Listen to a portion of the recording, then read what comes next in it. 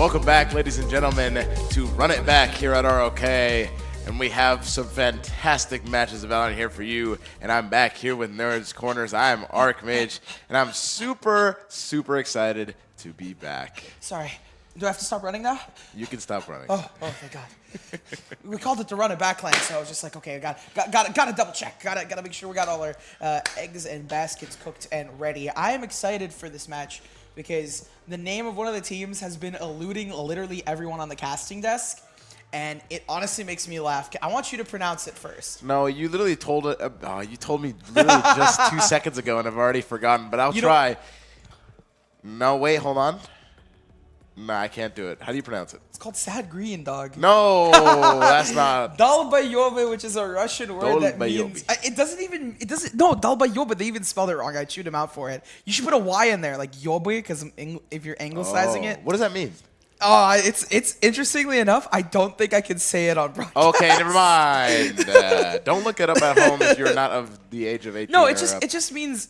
It's like a not nicer way of saying idiot. Okay. So, it's not that bad. It's just not I bad. thought it was going to be way worse. No, it's not bad. Okay, it's just like, okay, I don't want to call someone an idiot on broadcast, no, dog, fair. you know? That's not that bad. That's not... You made it sound so bad. I was like, I honestly I should have thought told you. it was way worse. So. No, it literally just means idiot. That's fine. That's okay. So, but I don't want to say that on No, it's okay. It's well, not that I'm bad. fired. Thank you guys for watching me. I'm no longer allowed. It's educational. It's educational purposes. Talk about education. Let's educate the crowd here. Lotus, pretty standard stuff, looking like it for the attacking side here. On the flip side, it looks actually. I'm not gonna say it's like identically standard, but it's pretty chill. We have the mirror matchup for the Rays. We have the Fade coming out. That's pretty common.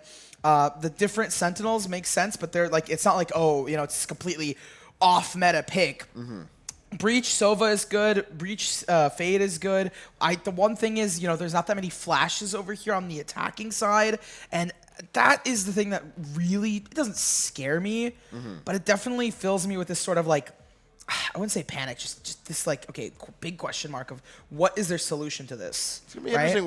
We're gonna be seeing double controller on the side over there, but Omen Viper is gonna be an interesting combination because they're only gonna have Clove on the defending side here, so it's gonna be very interesting to see how that pans out. For me specifically, right? Like Clove, I feel like once they're dead, like. That's the whole benefit of their, range. Like, they pop their smokes while they're dead.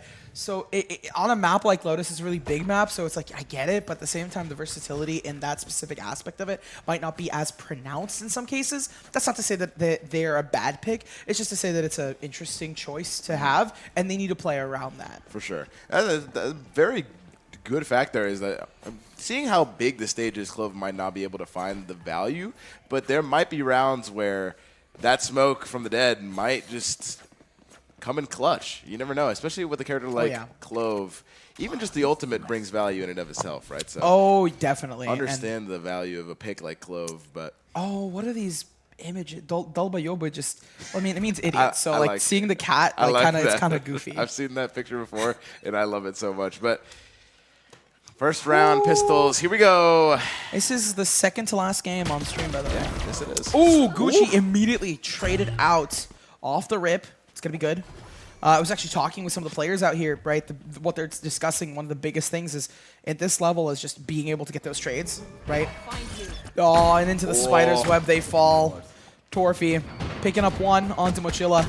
At this point, gets a second.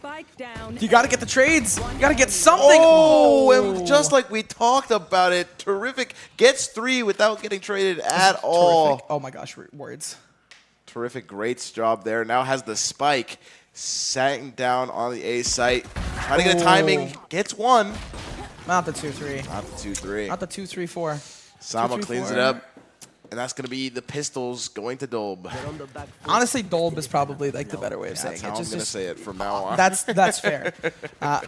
What's it called? Because here's the thing. If I say it, Dolbayobe, I immediately just want to start speaking in Russian. Yeah. So I'm going to go with Dolb as well. That's fair. Dolb picking things up, though. I mean, they got the Vandal up on Torfy? Yep. Torfy. Torfy. Torfy. Torfly. Say that. I'm curious. No, it's not even the name. It's just more like, why a Vandal on your Senti player? It is definitely interesting for sure. Honestly, I don't mind it, right? They found the 3-piece. They have really good aim. Ooh. They have really good brain. Chaotic going for that hero outlaw, and it's working out for them. I mean, hey, you're going for that solo play, and you immediately punish some over-aggression coming out. That's fine. Already got value on the outlaw purchase, right? That one kill already loses guns in the hands of Dolb. But let's see if Chaotic can maybe get a little bit more value from the outlaw, because it was an expensive buy, right? That's definitely a luxury pick. You want to carry that into the next round, regardless of if you win or lose here.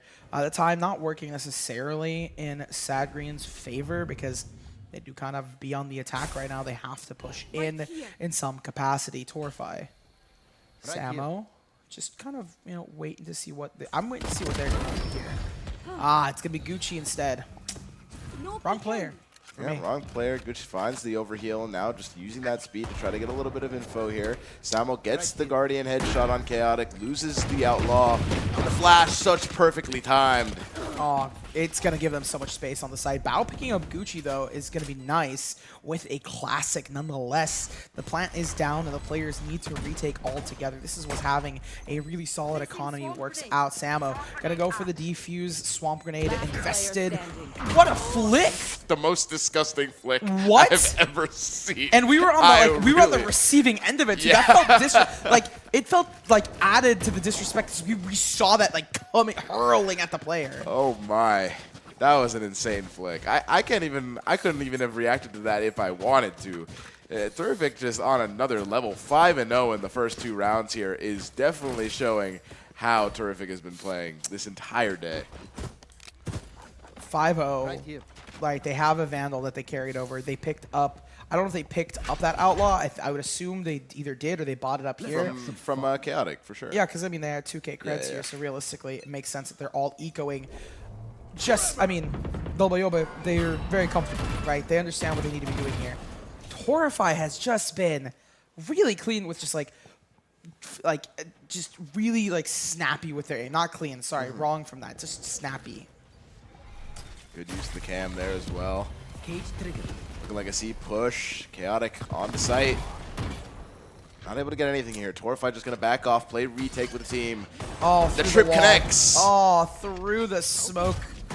And I mean, that's the benefit of having that kind of setup, right? Just be very lackadaisy about it, hide back and CT and just chill. Sad. If they can get this bomb to go off without a hitch, I mean, that's going to be not only just a classic state of Valorant and 2-1, but also it's going to be very good to hurt the economy. But right now, it doesn't look like it. The retake is strong. Spams through Grizz, seeing what they can work with. A double down. Torfy and Gucci picking up shots of their own. Last player standing, and they fall. Dolbayobe, their name might translate into idiot, but they are really smart about it. They're showing no signs of that right now. Terrific has absolutely been the name to look at in this first 3 rounds. I mean, such smart play so far from Terrific. But I will say, the team is definitely understanding the assignment and playing along very well. But Sad Green going to be going for a Viper wall here on A. It's been kind of the same setup for a lot of these rounds, but have not always committed to the Viper wall. We'll see if that's the case this time. Yeah, Viper they have 3 really hasn't on been A. making anything. No, not really. Let's see it. I want to see it. This is a classic, not like, I wouldn't say exactly the default, but it works out. What? And no, wait, but Grizzly pushes up against it. There's no support. Grizzly's there more or less alone. We see an Aftershock come in super late, but just barely any support. Gets the 2-piece alongside it. I know that it's an eco round and we shouldn't be freaking out, but at the same time, like, that's just disrespectful. Yeah, that was a crazy risky play as well. I mean, even if the pairs were looking for just a second, Grizzly could have lost a whole Vandal there, and that would have been 2,900 credits down the drain. But right now, Dolb just really making a statement in these first few rounds. Yeah, they are totally okay with this. Bao has been getting some really nice eco frags, so I gotta give credit where credit's due. Their aim is on point. Ooh, Mochila to finish things off.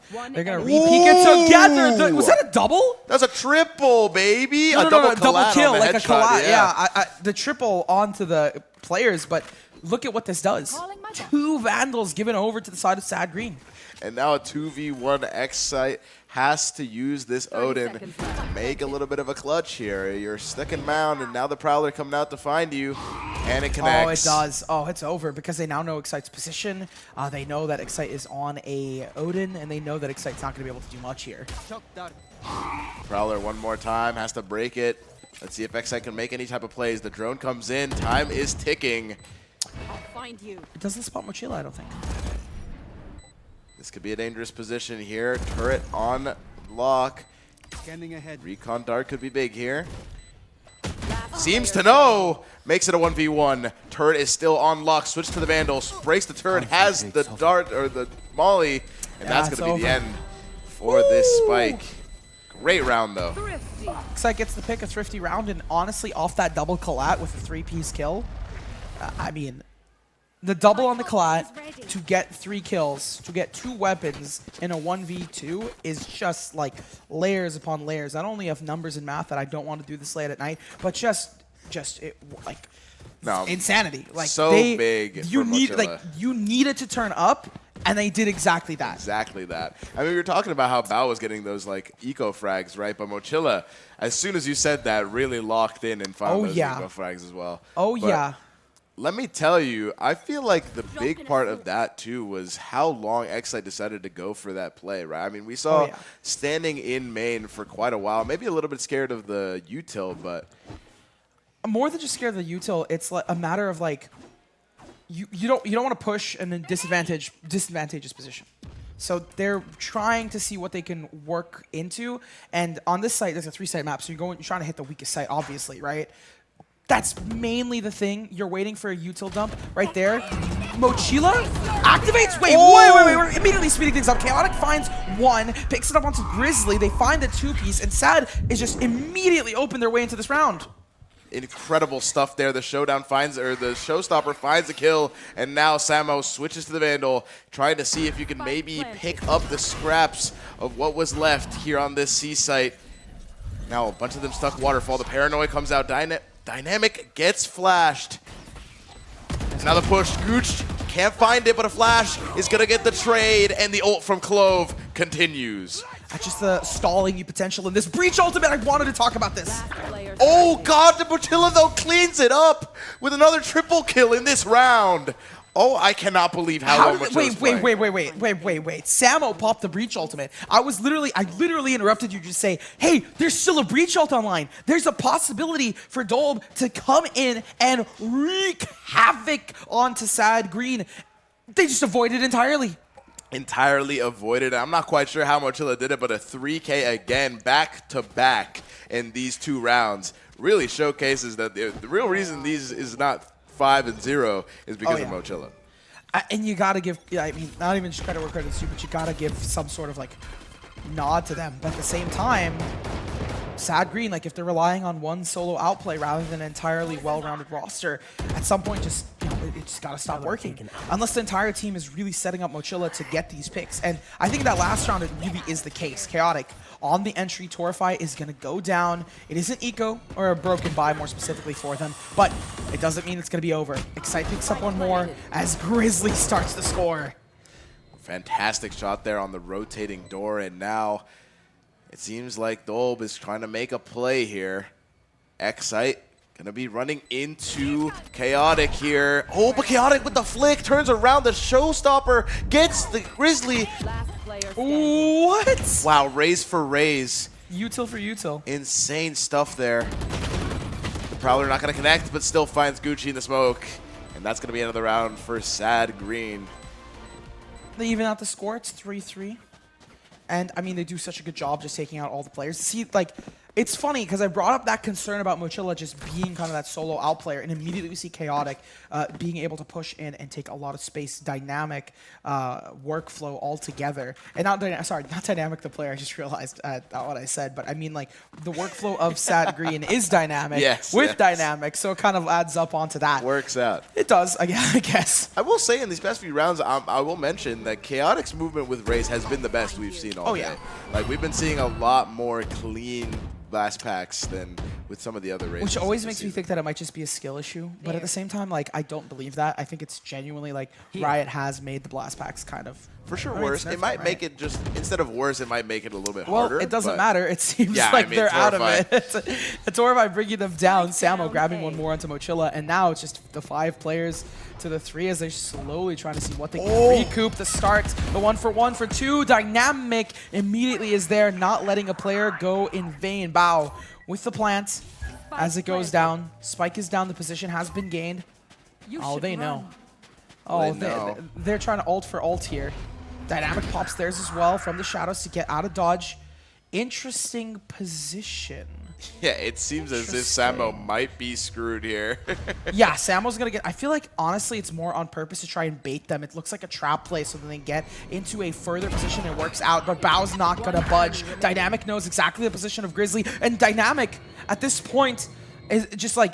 Not only did they reposition and they kind of read into this trap, but they also really were comfortable with it. Samo's going to run away with the gun, and they're going to get caught here by Dynamic. It's over. No! Yeah. Fell right into the hand. Yeah. Another great round from Sad G. You saw how they were trying to get the trap. Like I don't know if it was on purpose, but Samo like stuck themselves within Cubby to see if they can push back and then they can reclaim space.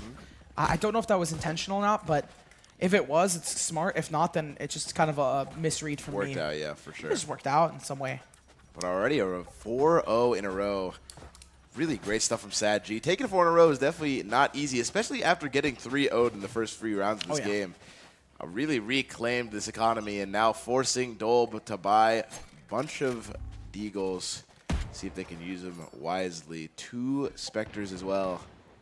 It's going to be a little bit of ugly buys. We should expect this round to go to Sad G, but we've seen these upsets before. Oh, yeah. Oh, Chaotic is immediately going to pop the head of Excite. And that, I mean, they're on Light Shield, so literally none of them can live through that. Yeah, the headshot not necessary, but Chaotic still gets it nonetheless. Throws a swarm grenade, and now forced to back up. Terrific. In another ugly situation here. Bring them down. This is looking rough.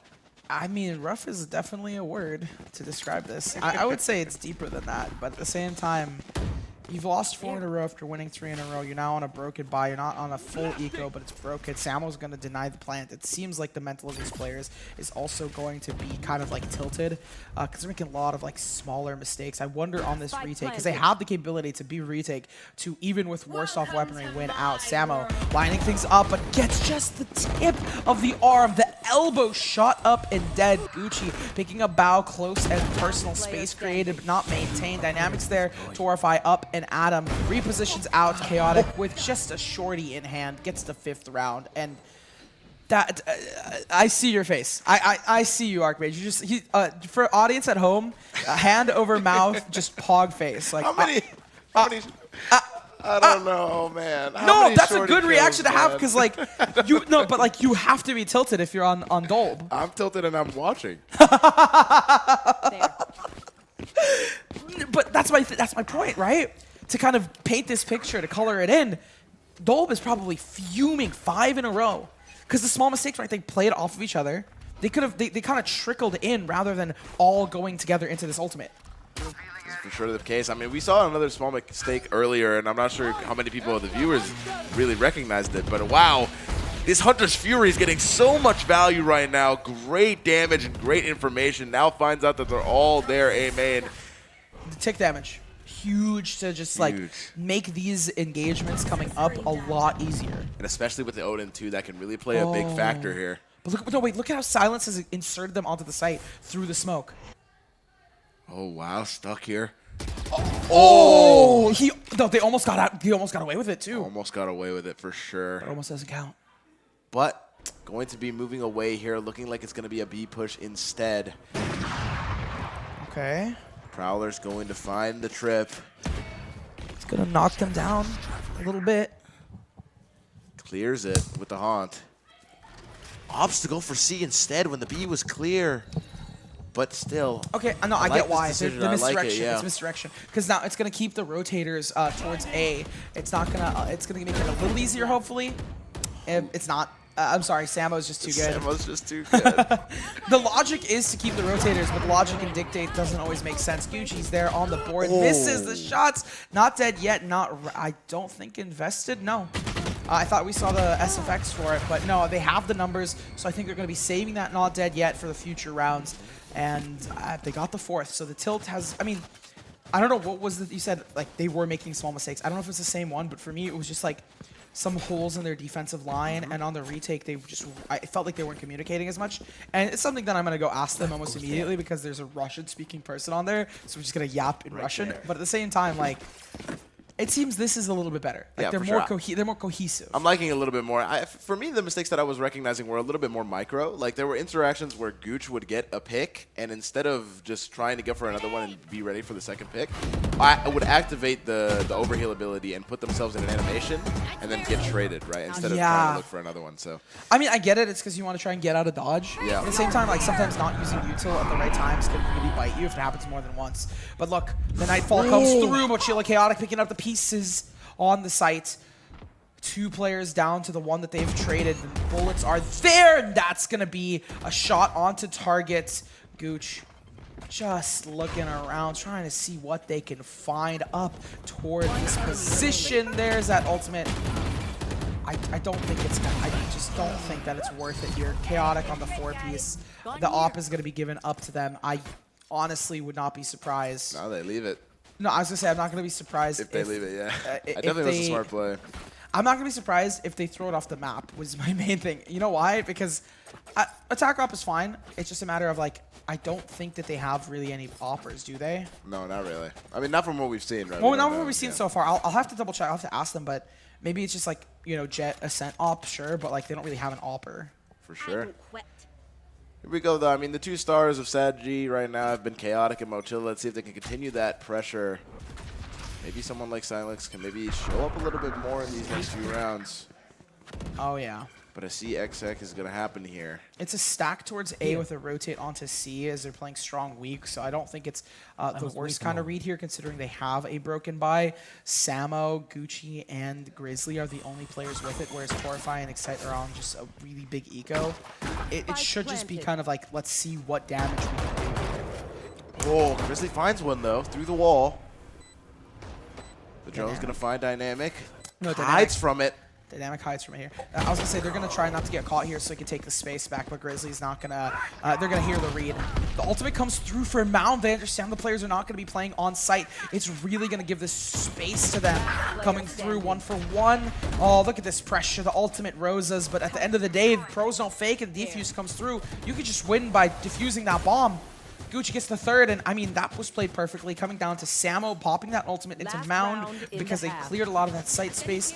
Grizzly having really solid reads on these players, and just all together, Lolb is really just, I mean, they're playing good Valorant. On the flip side, SadG as well. We're starting to see it near the end where both teams are figuring each other out. Maybe they, you know, kind of sat for a little bit because, you know, so we had a little longer break to talk about the mental and the break aspect of it. But you know, we can't really tell. We don't know exactly why. I will say that ult from Sema was phenomenal recognition, but here we go, straight into the next round. The orb goes down. Try to reclaim that space, but it's just Silex sitting here A main. Gonna give the illusion that they're there, but I think they're gonna catch on pretty early. Already Excite rotating over. Caught one. Yep, they know. Information is there. Torify backs up and is waiting for the team to make a little bit of a re-entry into sight here. Mochila already planting. Plant goes down. The players still up and Adam. The timing is impeccable. Bao is going to find Samo to get things started. The steam is brewing. The players are coming through. It's a trade. Bao falling. Space made. Dynamic pressure added. Gooch now finally popping the ultimate on a crucial round. Not dead yet. Back in it. Seeing what they can work into it. The double down onto it to find the 6th. 3 players up and Adam. A slow but steady ride to the climax of this game to set a dead even score between these two teams.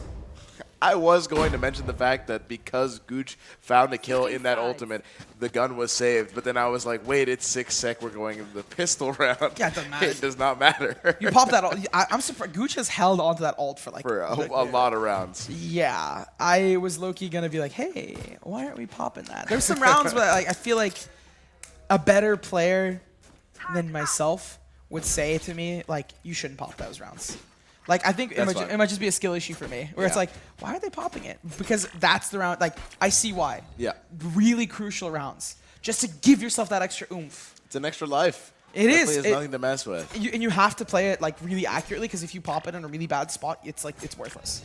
So, as much as they were holding it, I don't want to criticize them. I actually want to praise them for, like, being capable of, like, knowing, okay, this is 6-6, it's crucial. We need for me to be back at it. Sure, now we're seeing a switch here in the game plans. Viper Wall is going to be going through B and A. But Viper actually playing on C. Slow walk here from Grizzly. Trying to get a little bit of information here. Mochilla holding the snare. But the rest of the team is on A, and now looking like Gooch is going to run into Chaotic. Oh, finds it. But doesn't get the kill, doesn't connect. Just information to be gained. It's been a lot of like testing the waters for these players, but it hasn't been any kills. A little bit of damage here and there. Torify, a lot of bit of damage. But still, I mean, it hasn't been a confirmed kill yet. And it's been about, you know, a minute. So you kind of got to start doing something. Oh, Chaotic sees the opportunity for a flank here, but does not know about the trip. Will not get full value off this flank. Jumps over it? They're aware. They're aware. Silence is there. Silent. X is there. Chaotic as well with the double down. Pieces now all over the place. Oh, the knife is going to be wild. Oh! They look away. What is this? Dynamic looks immediately. Pops a 180 and it spots out Gooch. Those are the worst. I want to run. I want to run outside right now and go and ask Gooch. Okay, how you feel? So Gooch, how you feeling? Like that's gotta end you. So, like, don't get me wrong. Missing a knife, you know, it happens. But just being so close and Dynamic just 180 and just boom snaps on you. The Spidey sense came in clutch there. But I will mention, in that last round, we saw Chaotic go through a trip there, and I'm not quite sure what had happened there, but we're seeing an interesting situation here now. The recon, Chaotic finds one. Pressure, players, power, Dynamic, back at it.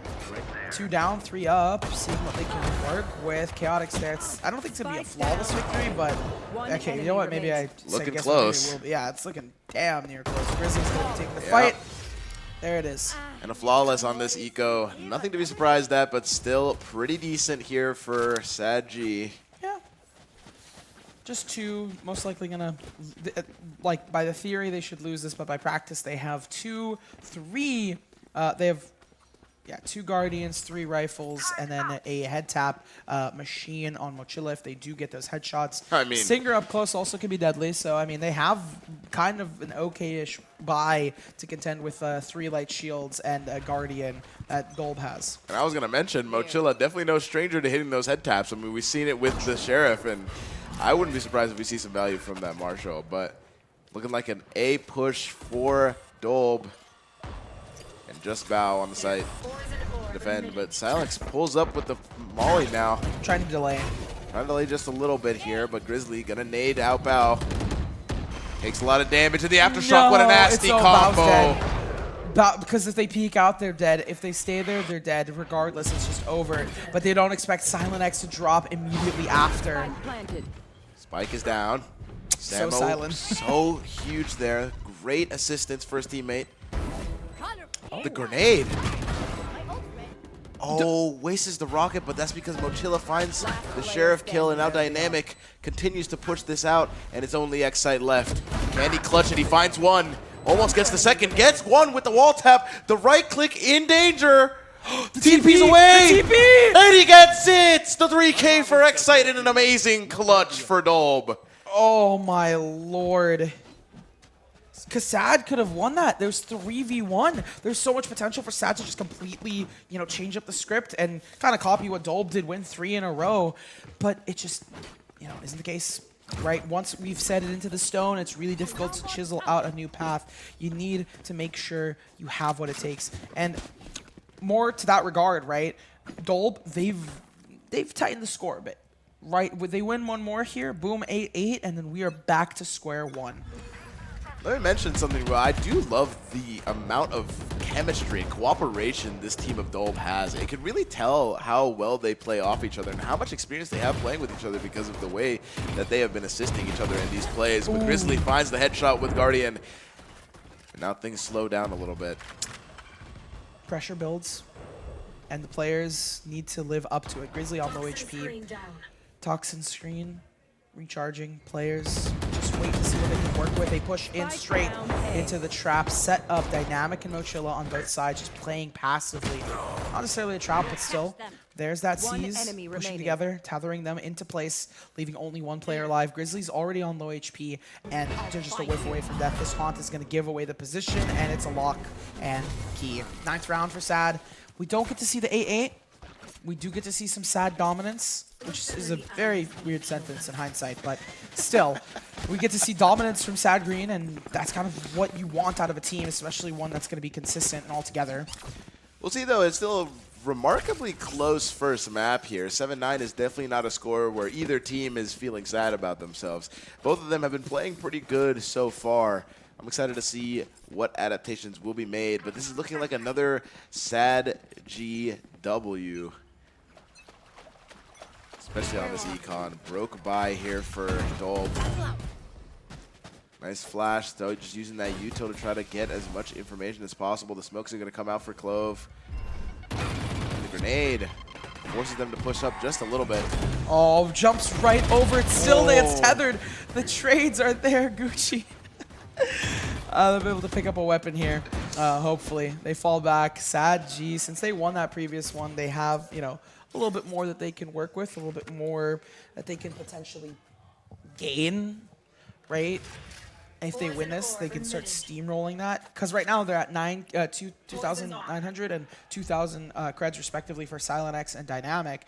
Mochilla and Bao, they're low, but they can, if they live, if they keep all 4 players alive, that starts to roll. They start to build it more and more. They get the 10th round, 11, 12, and that's all you wrote. That's all you wrote for sure. I do like that little play that they did in the beginning because Grizzly was definitely playing a little bit of Mario Brothers with those hops, right? Goomba'd right above Dynamics, but oh yeah. Here we go. Looking like they're going to come into the C here. 2 on site. 30 seconds Still left. a little wary because of this smoke orb. Know that the Viper might be playing near it. The concuss is huge. Excite goes in, gets the hit. Mochilla finds 1, finds 2. 3. Oh, this is going to be deadly. 8 bullets, but low HP on Excite. This still has 3 players left. I mean, it's even a 3-piece is fine. No time. 4th not found, but still. Possibilities are here. I was honestly on the edge of my seat like, there's no way. No way, right? Pull it off again? I There's a thought sheriff in hand. It's just a headshot away from victory. Yeah. If they got the headshot there, it would have been a 1v1. So winnable. 1v1. So winnable. So winnable. But instead, we have a 3-round deficit, and Sad G is just proving why they're a consistent roster. Fun fact about Dolb, I found it funny. He said like why they play so cohesively. I'm pretty sure they're a pug roster that has been like friends for a bit. So they're friendly with each other. They have that kind of relationship established, and they've played in a couple events together. But other than that, they're like so a pug team. Yeah. Whereas Sad Green, I'm pretty sure they're a roster that was picked up by Sad, like the org. So they're a bit more cohesive and have played together for a lot longer. He plays here. Excite finds the Hunter's Fury on Silent X. Fire in the hole! Oh, it's Not a able to find anything. I always with the love saying rocket. this, roses on lotuses. I know exactly. The Aftershock delays it. No Guardians through the smoke. But the Cypher ult gonna get a lot of info here. Oh, look at this pressure. Look at this. It's just mounting for this retake. Re-clear into space. 1-for-1 is found. The flash to get them out of position to make sure they can do it. Nightfall to make sure that the curtain call is there. Bao finding 1, not the second. Gucci's on the trade, but still the number's falling back in the favor. 2v2 as they're trading back and forth. Catches Excite, but still doesn't matter. Gucci revives themselves. And it's just like a power move at that point, just to be like, you know what, we got this, we can win this. Dole finding the 8th and slowly starting to reel it back in. They need to get this fish on board.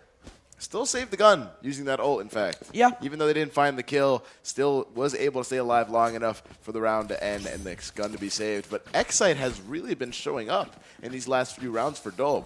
I mean, that Hunter's Fury finding the first kill on the Viper, and then the double kill at the end adds a 3K in that last round. Excite showing up. Yeah. An A play here for Dolb. Dynamic finds the first one, deterring the push just a little bit. Bring them down. There's a Prowler to give them a little bit of pressure, to mount it onto them, to see what they can work with. There's one player already down. Sad just want to win this. They want to lock in the 8-13 and call it a day. It's been a long night. It's been a long day for us as well. So hopefully they can end it here. The push is slow, but Dynamic catches it. What Sad is not going to let them go. insane reactions there from Dynamic. I mean, not even hearing a single noise and being able to react to Clove's head popping out there. Definitely great stuff there from Dynamic. But now, playing it slow, Dolb still want to commit to this A push, but that's like so many people in this area. Here comes the party. Here comes the party, but not able to find anyone to party with. I don't think so. Bow goes down. We just hear off screen the Rosa, but we don't really see too much of it. At this point, right, it just makes sense. The bomb's going to go down. The pressure is there. The position from Torify is going to be huge. It gets read into and caught Mochila from the back. There's this ultimate, the Rolling Thunder to push in. Silent X finds one more. Samo is just applying so much pressure, but look at the sight here. Dynamic is there. Played so fantastically that round. All of Sad G had just played that in a way that... I like that. Silent X gets their ult, sorry. That's huge. I mean, that is very intelligent. And now we have Viper Pit online for this next round. It really could solidify this lead. But like I was saying, like, Sad G really played that round in a way that really, like, suffocated Dolb's play, right? Like, oh, yeah. Every angle was, up, like, pressured in that instance, and they could do nothing about it. I wanted to see if you catch it, but the Viper surrounding you. Oh, true. Like the Viper's Pit. Yeah, like the Viper's Pit, Yes, which we might see this round. Sad and Sad Green. It all adds up. I'm just like, this is all one big conspiracy theory. It's They're like Sad Green. They were like the Viper, like a piranha. Like the detective boards with like the oh my god, with all red the yarn, pins. yeah. But at the point that I'm at here, especially, I think that Sad G might be having it. Might be straight up a conspiracy. Gucci with the 2-piece, the only player with a Vandal. I think my conspiracy is ruined. What is this? A 3-piece round for Gucci single-handedly, just absolutely running it in. They don't even have their ultimate available, but it's going to open up the round immediately, and it's a 4v2 with 2 Vandals and a Sheriff on Excite, and we can't discredit Excite here. Now make that 3 Vandals. Torify just gets out of there unpunished. I love How? that. And I will say, like, something about the way that Gucci, like, sacrificed himself to change Excite something. doesn't even have a Vandal. I'm sorry to interrupt, but, like, Excite doesn't even have a Vandal, just with a Sheriff in hand. Absolutely nuts. And Excite with another Sheriff kill. Excite is playing out of his mind. Bro, can I have him as, that's my rank teammate right there. I want that. Can I get Excite on my team and not... Bro, that's wild. Hey, we get a timeout though. Good timeout. I was going to it's mention, I think the play that Gucci did by sacrificing himself to get that 3K is the exact type of adjustment that you need as a team when you're behind in a game like this. Like, those are the plays that you need to do to just catch people off guard. Realistically, either Gucci gets 2, 3 there, and we get guns, and we win the round, and we completely mess up Sad Green, or we lose, and it's match point, and we're most likely going to lose anyway. Same thing, yeah. And in a pug setting, like in a professional setting, obviously you don't want to do that. You want to go for a set play. And if that's a set play, you kind of back Gooch up as they kind of wreak havoc. But for pug teams, that's kind of not a bad strategy. For sure. I love that for Gooch. And now we're sitting in a situation where it's 9-11, but Vandals in the hands of everyone in Dolb, and Sad G not able to buy Very many. likely for a 10. So it's going to be interesting. I mean, they can kind of force something. They can definitely force Sheriffs out, but they can't really do much else. They don't really have any ultimates that can swing it in their favor, like a Showstopper that can pop a kill and then immediately find a Vandal. They don't have much of that. Dynamic going to be the only one to be able to full buy here, but purchasing some sheriffs around the board. Full buy is also very precarious because I mean you're going to be on 10, 11, and then you're going to be on a buy situation. Dynamic they're going to be at 13k creds. Yeah. Yeah, that's what the reason I was saying that is like I feel like maybe a bulldog is the move here. Guardian, you know, same thing, head taps because I'm that, you know, I need the sprays. I need the crutch spray. I love that orb though from Silex. You send it from B so you can still be that mid B player, but you hit it onto a one-way mound. No, one-way on C, sorry. Scary stuff though. Now the orb might come in clutch. Dynamic might ask to pop it. They got to hear the footsteps first. Yeah, now they're going the to first thing. Instant reaction there. waiting Great. for the right moment, not finding much just yet. They're waiting for the moment to see what they can work with, what they can fight on. Dynamic's the only one with a weapon here, so realistically their goal is to jump peek and see if they can find one through the smoke. It doesn't work, Excite. With that plant, they all have Vandals, and look who's lurking around. If it isn't the Cypher, if it isn't Silent X seeing what they can work with, doesn't spot him. They're just holding on to it. That's the one. I don't know if they expect two here. It's in the corner. Torify's there. Gets the two. Where are the comms?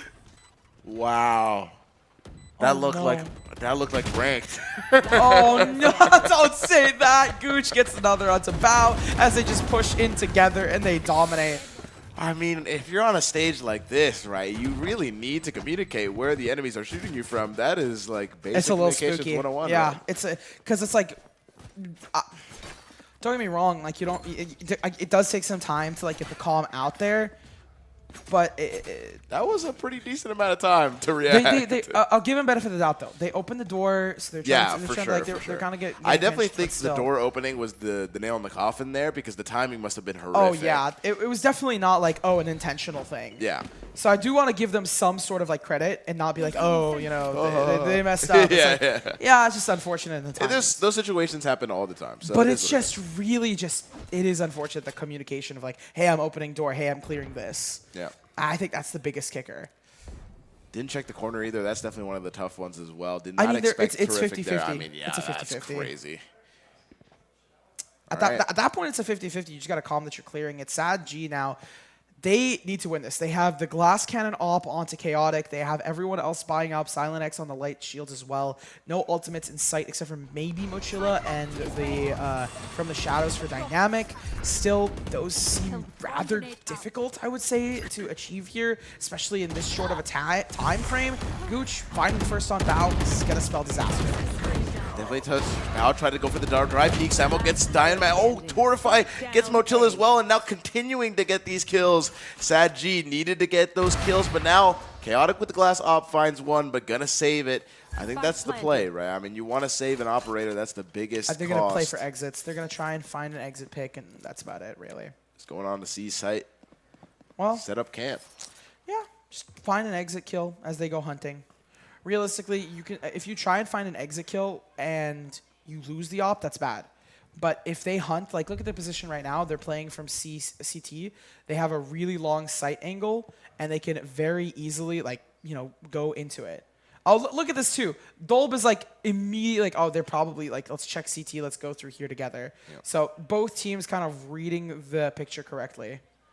Samo might fall for the bait though, looking like he's going to approach here.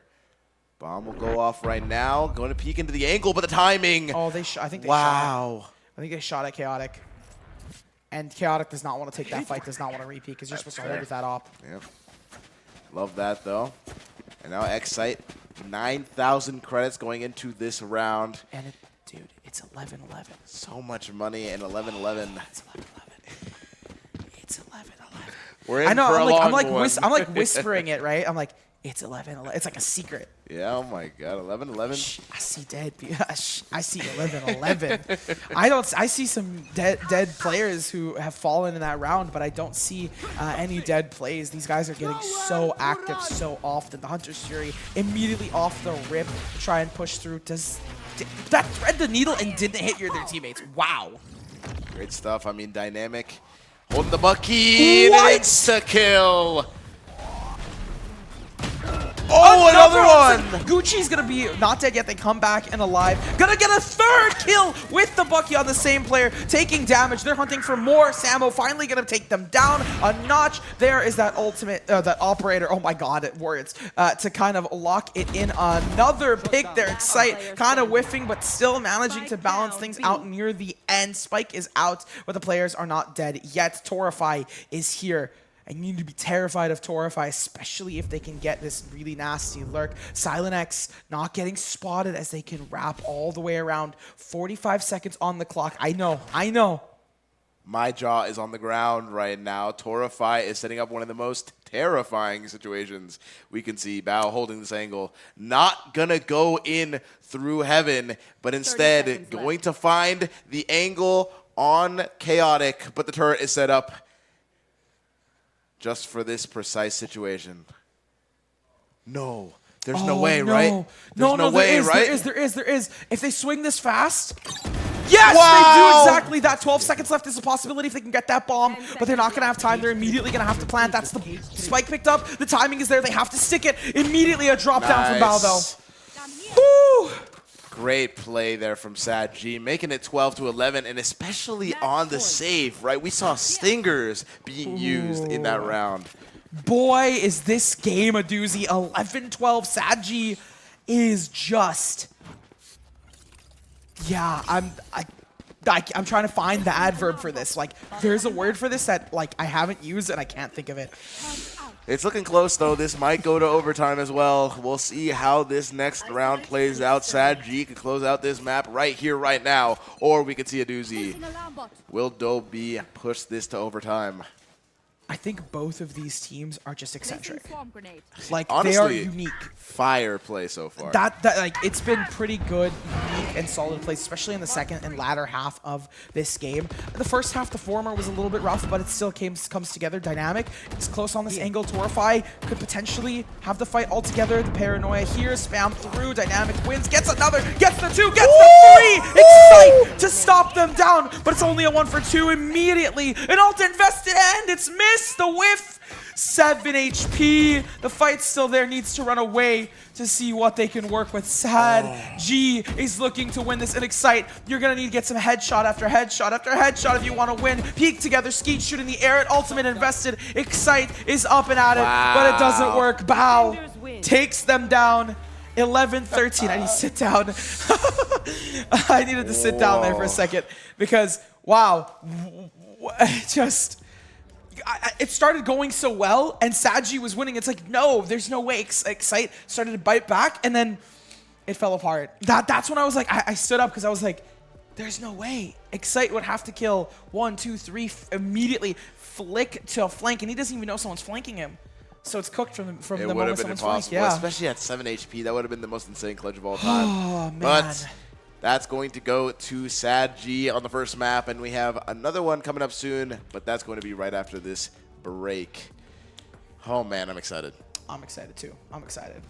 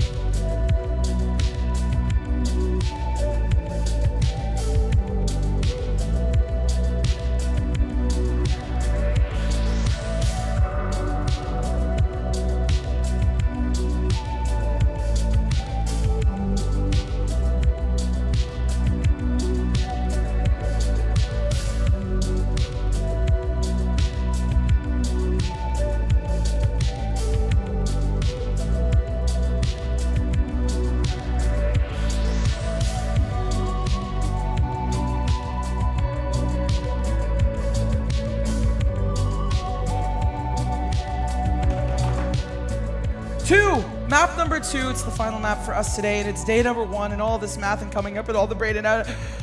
It's Nerds and Archmage, bro. I am so excited to be bringing the second map in because that previous one was a doozy. Lotus. We're going to go to the map picks and bans. We're going to talk about this next one coming through. Archmage, how are you feeling? How are you? What's your mental at right now? I'm ecstatic right now. I'm not going to lie to you. As you should be. That last game really made me want to see another one because that was a very competitive map. 11-13? Oh, yeah. And a Guys, 9-11 deficit. But we're going to be going to Bind. And you know how we feel about Bind. We've seen Bind plenty of times today. Don't talk to me about Bind. Don't talk to me about Bind. Don't talk about Bind. Sad, why are you picking Bind? Where's the mid at? Is what we're talking about. It's mid because it has no mid. It's mid because it has no mid. Shout out to Max Keg Tom because I believe they also hate Bind for the same reason I do. Fair enough. But Ascent is going to be the map for Game 3. If it does end up going to Game 3, all Sad Green needs to do is finish it out on Bind. And it's going to be on their map pick. Yeah, So I honestly, because they picked it and because they are an org that has played for a little bit, I'm going to give it to them. I'm going to favor them a little bit just because as much as I don't like Bind, I have to commentate it, so I got to know about it. You need to have coordination when you hit sites because there's no mid. It's a harder map to kind of pug on unless you have really good utilization and good calls, right? If you call for a rotate and you immediately rotate and it works and you're flowing and the synergy is there, then yes, you're going to win that map. If not, and your calls are kind of all over the place and the communications are a little bit busted, you get tilted, it tends to just fall apart fairly quickly. fair enough. We'll see how that unfolds here on this map. What do you think that we're going to see? Very standard agent picks, or do you think we're going to see something a little fancy here? Gecko Breach Fade. Then we're going to have Clove Brim, maybe Omen, but probably Clove Brim, Viper most likely, and then Deadlock Cypher are for the Sentinels. Realistically, that's kind of the breakdown. Raze, of course, like we're not going to be seeing Jet. Like it's just Raze. So no Omen? Oh, sorry. Wait, hold on. Let me rephrase that. So no Yoru? I mean, maybe. I feel like Yoru isn't. Yoru. I love Yoru. It's one of those things like Yoru's on the table, but I also haven't like we don't. Unfortunately, if you look at my notes, these guys didn't want to get interviewed, so they didn't. I didn't interview. We don't them. know. We don't know. I mean, I don't know. Normally, I ask those questions like, do you guys play unorthodox comps? Do you guys play like super unique stuff, or are you going to be playing a bit more standard? Or are you going to be playing a bit more meta? And that usually gives me an answer. Some teams are like, we don't want to say. And if they don't want to say, that makes sense. A lot of them don't want to say. That's fair. So you have to look at VODs. And then some of them are like, yeah, no, we play really off meta all the time. So it's like, yeah, Yoru's on the table. Probably, double duelist comps is not that bad. Yoru Raze will work fine. It's just a matter of how it plays out. Yeah, right? I was going to say, we've had our fair share of double duelist picks on Bind. Oh, yeah. So we'll see. I mean, it's up in the air. I'm almost certain we're going to be getting a standard pick here. If we see Yoru, I'm going to bet that it's either on Sad because they've cooked something, just because they've played a bit more together. That's fair. Yeah. It's a good bet. It's a good bet for sure. I'm excited to get into this second map here, first round. It's going to be important. I feel like, because Sad is going to be attacking first. I'm not sure if you saw that. That's a very important aspect here because they are the more coordinated team, and on a map with 2 sites, it's pretty important to be attacking. Do you think that this is attack-sided? I say it's a little more attack-sided if you're coordinated. I say it's attack-sided. I think it's especially if you're a team like Sad that you picked. I think whatever team is the most coordinated wins. It's not even about like attack-sidedness. It's fairly even. It's just who can coordinate better. And you know what? I appreciate that about Bind. Requiring a little bit more coordination, especially when when we were mentioning that both of these teams are a little bit more pug, right? I mean, coordination is now going to be the name of the game, especially on a map like Bind. So it's going to force these 2 teams. Exactly. So there were no slouches. Both of these teams actually were not slouches. Oh yeah, 11-13, definitely not a scoreline that you're like, oh, they did bad. No, 11-13 is a 2-round difference. They cooked for sure, but I'm excited. I really want this to go to Sad Green so that I can go home. No, I'm kidding. I like how you know what? I'll take it. That's really candid of you. It's like that. But we're going to find out. We're going to be heading into Bind. I think we got a thumbs up for production. I hope that's what that means. Nope, that means that we're tech pausing of Just some kind. kidding. We're not going in. This does not mean going in. I will say, though, as much as I joke, right, I actually did really love watching Dob play in that first game. I feel like I mentioned it before in the casting, but their coordination and their chemistry, even though they're just a pug team, really showcased in that game on Lotus, right? They were saving each other all the time. They were utilizing their util pretty consistently together, like that one round where Raze throws up the grenade to force Bao into the little cubby there, and then the aftershock to force Bao into a checkmate was amazingly done, and that's only something you can do with that coordination. So now thumbs up. We're getting a countdown too. We're headed into the game. Straight into the game, ladies and gentlemen. On the bind, Agent Select is going on, and we love to see it. And what did I say? We're going to be seeing Deadlock. We're going to be seeing Brim. We're going to be seeing Cypher. We do see the Skies, which something that I didn't say is because I personally think the Sky nerfs make it just not viable enough that I don't see it as often. Okay. But for Pug play, I get it because you can coordinate really well. Sometimes I feel like Breach is just easier to coordinate. But I get the Sky. I get the Sky pick. It's. I will say big key difference here is we're going to be seeing a Cypher instead of a Viper on this team comp here. And that might play a pretty big difference when it comes to defending because Cypher on bind, I mentioned it previously, but is a very strong agent to select, especially when some of the setups can be very difficult to deal with. I also like how it's double controller and double sentinel. Yeah. For attack, it's double controller to take more and get more space. For defense, it's double sentinel to defend better. Yep. Love to see it, but we are done with Agent Select, and we're going straight into the game. This could be potentially the final game. I'm giving the drum roll to kind of build that anticipation, to build this story up. It could be the final game here in this best of 3, the final game for us today. And we'll be back tomorrow, but we have to get into it to find out. We saw the comps there. Some cooks have been made. I think we're going to be seeing a more active Deadlock and a more passive Cypher. Deadlock's going to try and push in places. We're going to be seeing a little bit of this sort of, not necessarily like strong weakness off the rip, but we are going to be seeing a more beefy site. And I was going to mention this. I don't think that it's a good idea that the Sentinels, they're splitting the Sentinels up. Like, I think the Sentinels are going to be split up on B and A, and they're going to swap them based off of how the enemy plays. Specifically, if Sad is like really destroying them on B, they might, put Cypher there. If they're really getting destroyed on A, they might move Cypher to A. They have the Cypher set up B, but they're going to leave Cypher towards A to make it stronger. That's even smarter. That's even smart. Because not only are they playing strong weak towards A, but they leave the Cypher setup for retake to support the Sky solo. Love this play so far. The Sky Flash finds one long. The grenade's going to whiff, and a headshot not going to find the kill on Gooch, but Sonic finds Samo. Chaotix already into it. Torify's there, double onto Sad, and Gooch does get the trade, so it's possible here, but 2 still alive for Dole. Spike planted. Now we're seeing some U-Haul push here from Dynamic. Yep. Yeah, Dynamic's just Dynamic finds it. And now Excite stuck alone once again. Seems to be the story of Excite's life, unfortunately, but I mean, there's no point in saving, right? Like, I mean, you die to the bomb. You might here. as well just try your best, yeah.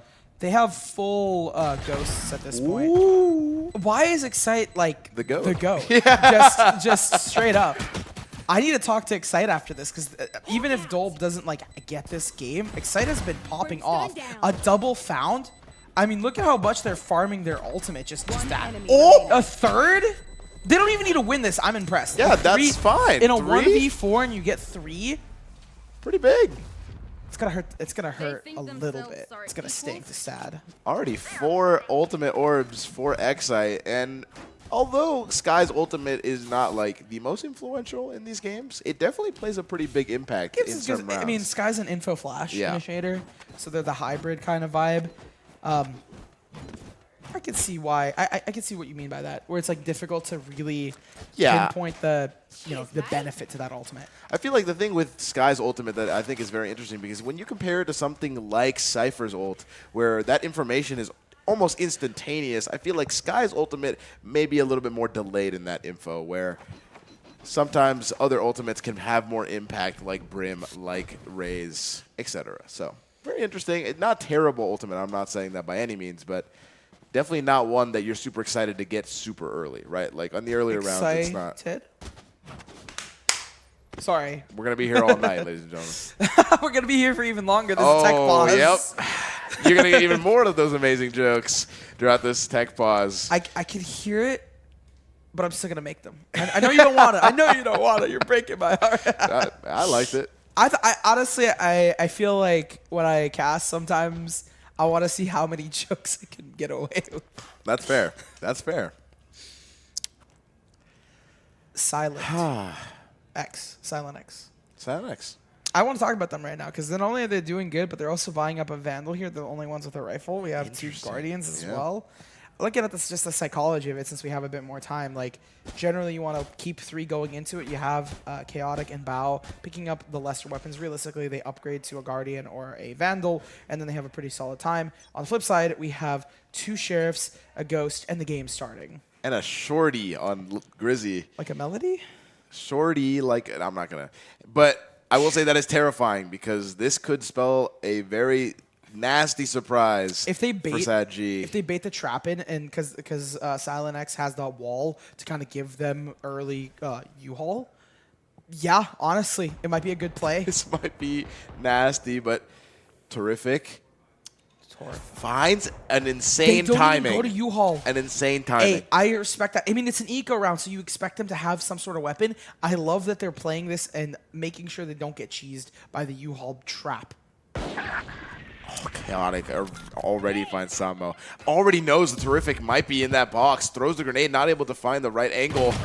The Terrific gets silenced by Silent X. I like how Grizzly has just been standing here this entire time, gets caught, and then immediately takes the fight. I believe it was that Skydog from Dynamic that really spotted them. So the trap just laid, did not work at all, unfortunately. Excite, looking to see if they could do something here, make, I was going to say make a lemonade out of water, and unfortunately they can't.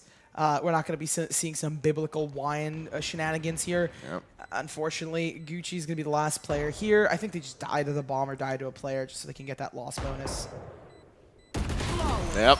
Die to a player it is. Die to a player it is. And that's an ultimate orb Andalusia. for Silent X as well. Life did not give that team no lemons, so there will be no lemonade. But still not just over. Guns in the hands of Dolb now. And maybe a little bit of more fair play in this next round. Yeah. Especially on that eco was tough. That eco was tough. I think it'll be a lot closer between. Not only is it going to be a lot closer, but just the fact that we see 3 Guardians. That's just a head tap away from just winning it all. Yep. You get a head tap and it's over. Pop. Done. Locked and key. All right. Excite might be able to find 3 here long, but it's going to be a fast push. Oh, look at this, and that's the Skydog. The concuss is there. Flash to stall. But Chaotic is just going to look away. Into the smoke they go, seeing what they can work with. Oh, terrific. No. What a cross angle there. Good play, though. They're going to fall back. Excite, picking one up on Dynamic. Torify, Excite, both leading the charge here for them. There's that Trailblazer going out again, seeing what they can work with, what they can do. Sad G. Oh, the trip's going to find you. Nope, they jump over it. The read has been laid, and look at this. Deadlock getting active. Deadlock v Deadlock, but it's a trap. The combo of the Molly. Oh. Wow, that was brutal. An insane combo of util there, and now evens a little bit up of the numbers, but still down a man. The A play has to work out here.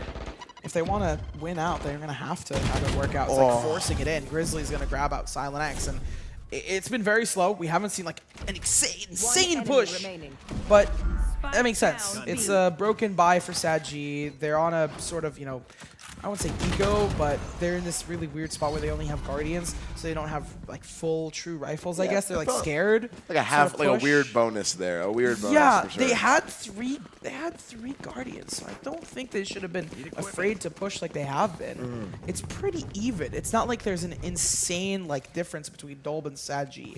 Yeah, I mean, it is what it is. Dolb wins round 3, which is pretty standard, so not too terrible here for Sad G, but we'll see how this goes. I will say I'm very interested to see that Cypher is now setting up on A, which has not really been the case. We've been seeing a lot of setup on B and then going to A. But now, the Flash not going to find anyone.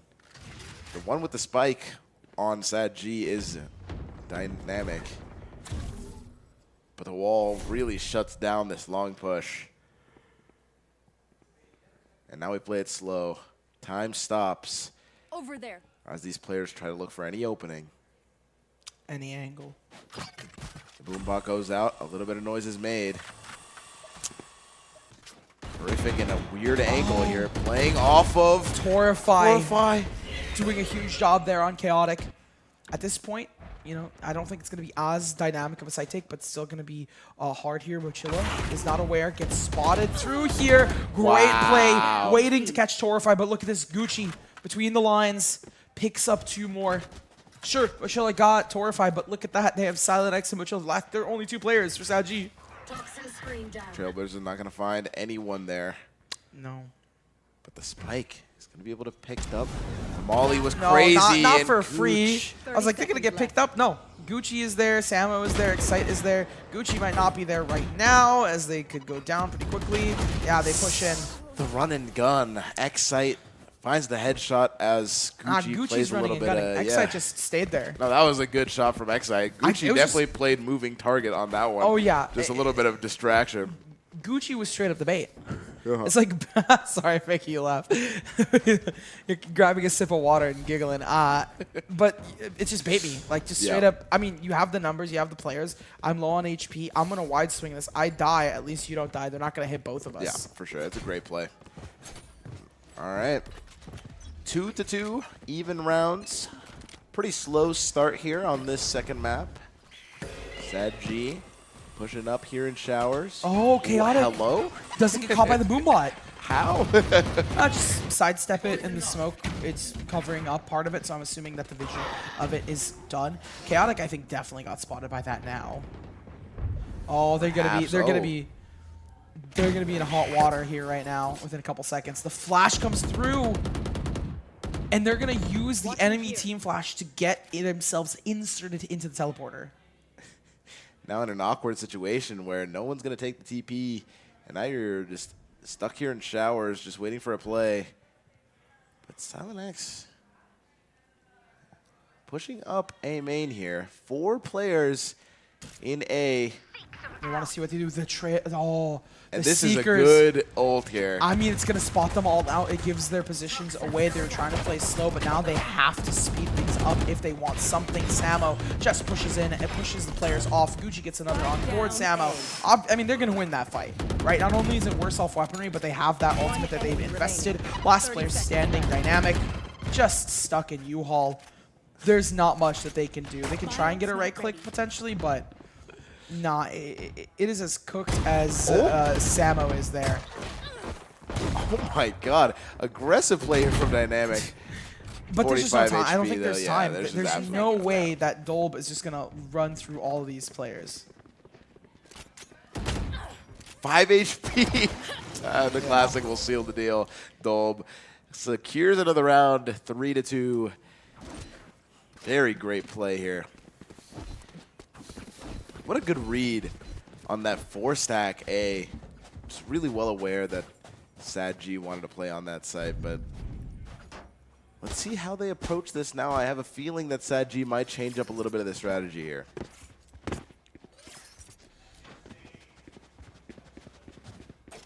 Giving the spike over, passing it around. The barriers will Hot go potato. down. A little bit of hot potato. I'm thinking of the ultimates right now. Sorry, I'm silent. I'm like thinking how they can kind of create some really nasty traps with the opening of the sky. Orbital strike. Flashes out. Smoke, they push together. Bow. Going huge, capitalizing off the chaos. Gets the double. And look, Sad G is doing a pretty good job of bringing and reeling this back in. Damage control has been played. I'm sorry, my brain is like just still stuck on those ultimates, and it doesn't even matter, they're gone. But I was gonna say the Deadlock ulti and the Brim ulti kind of paired together can really wreak havoc on a very specific round if they want to gain momentum. Torfy most likely going to hold on to this ult for another round. I'm kidding. Nope. I was gonna say they're gonna use it here to segment. They're gonna segment to try and disassociate players. Oh, good double bait out here as well. Torfy Spots out Mochila. Does not spam through the wall. Just again gets the fight. You saw the barrel of the gun. And it's not going to be a victory here. Mochila just doing everything in their power. And speaking of orbital strikes being available, Bao has their ultimate. They put up the deadlock wall to ensure that they get snared and trapped and stuck towards showers. Grizzly not going to be let out of this cage.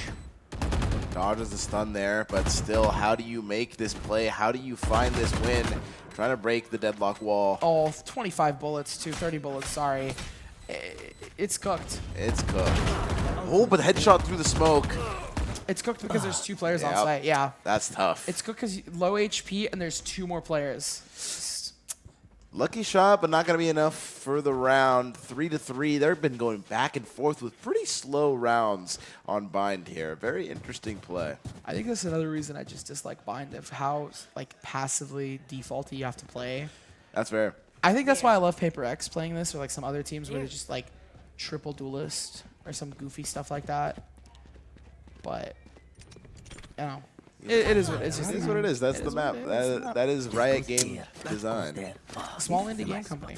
The cam set up here. Grizzly ready for anything that comes his way. But the showstopper is ready for Chaotic. We have 4 ults online for Sad G. 3 ults for Dolb. Here comes the party. Oh, the showstopper into it, coming back. Samo finding Chaotic with an ultimate of their own. Silent X taking the trade and coming out. Dynamics and at it, 3 for 3. And honestly, Sky, you're right. It is 3 for 3. 3 rounds onto the 3 rounds for the 3 players found on Dolb to see what they can work with. Welcome to Silent X's pit. It's there. Gucci finding a pick before it comes through is going to be huge. Torify seeing what they can work with, but it's not going to be much. The pressure is on. It's mounting.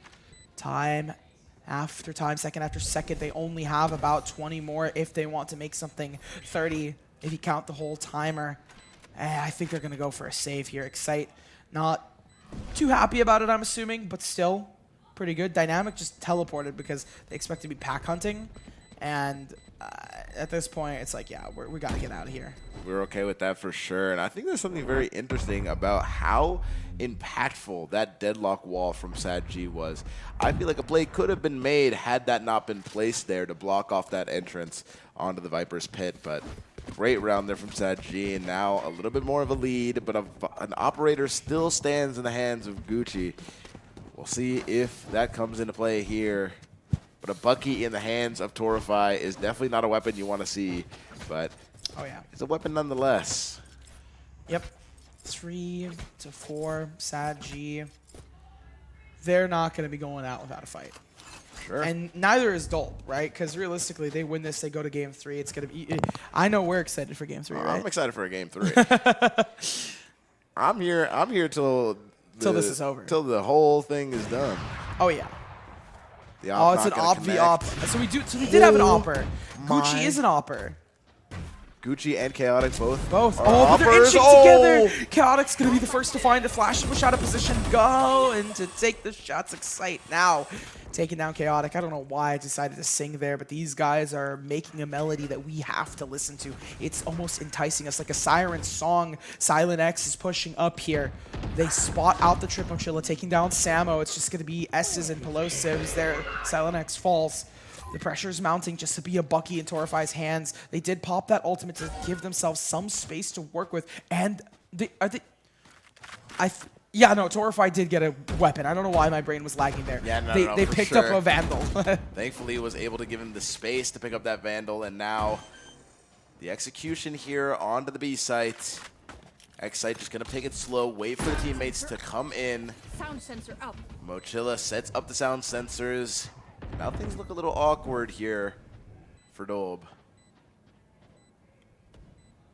Awkward, but not, you know, completely losable. They have 3 rifles up against 3 rifles and an op. The biggest problem is just a matter of finding these players out as they systematically break into the site. Mochila, oh no, they're rerouting into Luca. Grizzly finds 1, finds 2, Excites there. Bow. Oh no. You gotta bow down to this player. You gotta give him credit where credit is due. They jump up and from the sky, they work together. That's a 5th round for Sad as they break away from the back and forth narrative we've seen. Bao really stepped up in that round there. I mean, we saw a really good hold on that defense. Bao really played that post plant perfectly. I think the real nail in the coffin was able to find that kill on Grizzly, and everyone else there. It was really rough stuff for Dolb, but definitely not impossible. We said it before. It definitely can still be done. These two have been playing so well against each other, and we'll see who comes out on top. But the operator being held here. Oh, good. Oh, no. Good. They avoided the flash. That Amma can get flashed instead. It's good because they're countering it, especially because if they don't get the flash, it works out for them. Oh, Silent X. Oh. Could have a timing? No, they're not going to be pushing out in the smoke. Instead, they're just being passive about it, which I respect a lot more because they don't want to take this fight unnecessarily. The 1 for 2, not good, but still. Oh no, the 1 for 3. 4 players up and at it for Sad G. Excite and Torify. They've been in this spot before, and it is not a good situation to be in. The plant's going to go down. Bao, 1 away from their ultimate. A solid pick onto one of these players, and you are fried. You are cooked through thoroughly. Yeah, I mean, these two are definitely no strangers. Looking very much deja vu from the last one, and Dynamic finds the kill on Torify, and now it's just Excite alone. Again and again is this man put in situations where he has to be by himself. Yep. I mean, Excite does well under pressure, but this is just like a 3-round difference in pressure, and it's all onto you to try and like get these exit frags. Yeah, it's a lot of pressure. You're immediately going to push from the other side. Honestly, I thought Excite had it, but I thought he had the, yeah. It might also just be the timing of it. It is, currently 11:31 at night, and some gamers stay up really late, some gamers don't. I'm assuming these gamers do because they kind of yeah, they're looking like it. They're not playing too poorly themselves, so definitely I'm not a lie. time thing. If you haven't stayed up, like pulled multiple all-nighters during summer as a gamer, I mean, Are you even a gamer? I mean, it's summertime right now. We're doing it at the tail end here at the ROK LAN. Got to give you a shout out. Perfect segue. Yippee to the ROK LAN Center. You guys should come down full weekend today and tomorrow if you're in the Miami area or close by. Highly recommend driving down to check it out. But we're going to get back into the action. Here we go. Trailblazers going to be getting a little bit of info here. The cam coming in He clutch. got stunned. He got stunned by the deadlock util. Oh, double up. Chaotic and Silent X picking up the pieces where they left off, and they're going to get aggro. It's an eco round, a broken buy with a judge in hand for Gucci, but I don't think we're going to be seeing some of that Aqua situation. Instead, we're going to see Chaotic grab a 3-piece, Torify, try to trade them, and realistically, I mean, they have a Vandal, but I doubt that it's going to be the most insane, like, huge comeback. It's possible, but Bao's going to stop it. I was going to say it's possible, but one good double swing, and we're going to be seeing that 7th round. Yeah, Bao just really shutting that down there. Bao has been really consistent in the shots so far in this game, and that's really been the key in a lot of these situations. Bao finds themselves in a constant of being able to get these trades. I mean, we've seen 3-peats, we've seen like 2Ks, we've seen a lot of consistent frags from Bao, and very important ones at that. And I remember saying this earlier, that Bind rewards like teams and players that are well coordinated on it. You could just see how Sad G, when they enter onto a site, they have like lineups, they have some set plays where they're just trying to envelop certain areas of it. Obviously, it's difficult for Dolb to kind of call around that, especially once if they're a pug roster just here for fun. So it's obviously rough, but it's not the end of the world. Showstopper active as the players push in. Oh no, Chaotic gets ulted. They get taken out of the ult, but then they immediately get killed. Excite and Torify seeing what they can do to salvage the pieces, and they have managed to make this puzzle click. Oh, but Dynamic finds the kill on Grizzly. A very quick rotation onto this site, and a plant goes down. Dynamic now pushing up. Mochilla might be trying to go through elbow, but in fact it's just holding the angle. Was not ready for Dynamic in the corner, and the deep fried. Still alive with 30 HP. Okay, they're still alive, so they still have some room to work with, but at the end of the very day, it's not It's not the most. You're still going to get cooked with one shot to the body.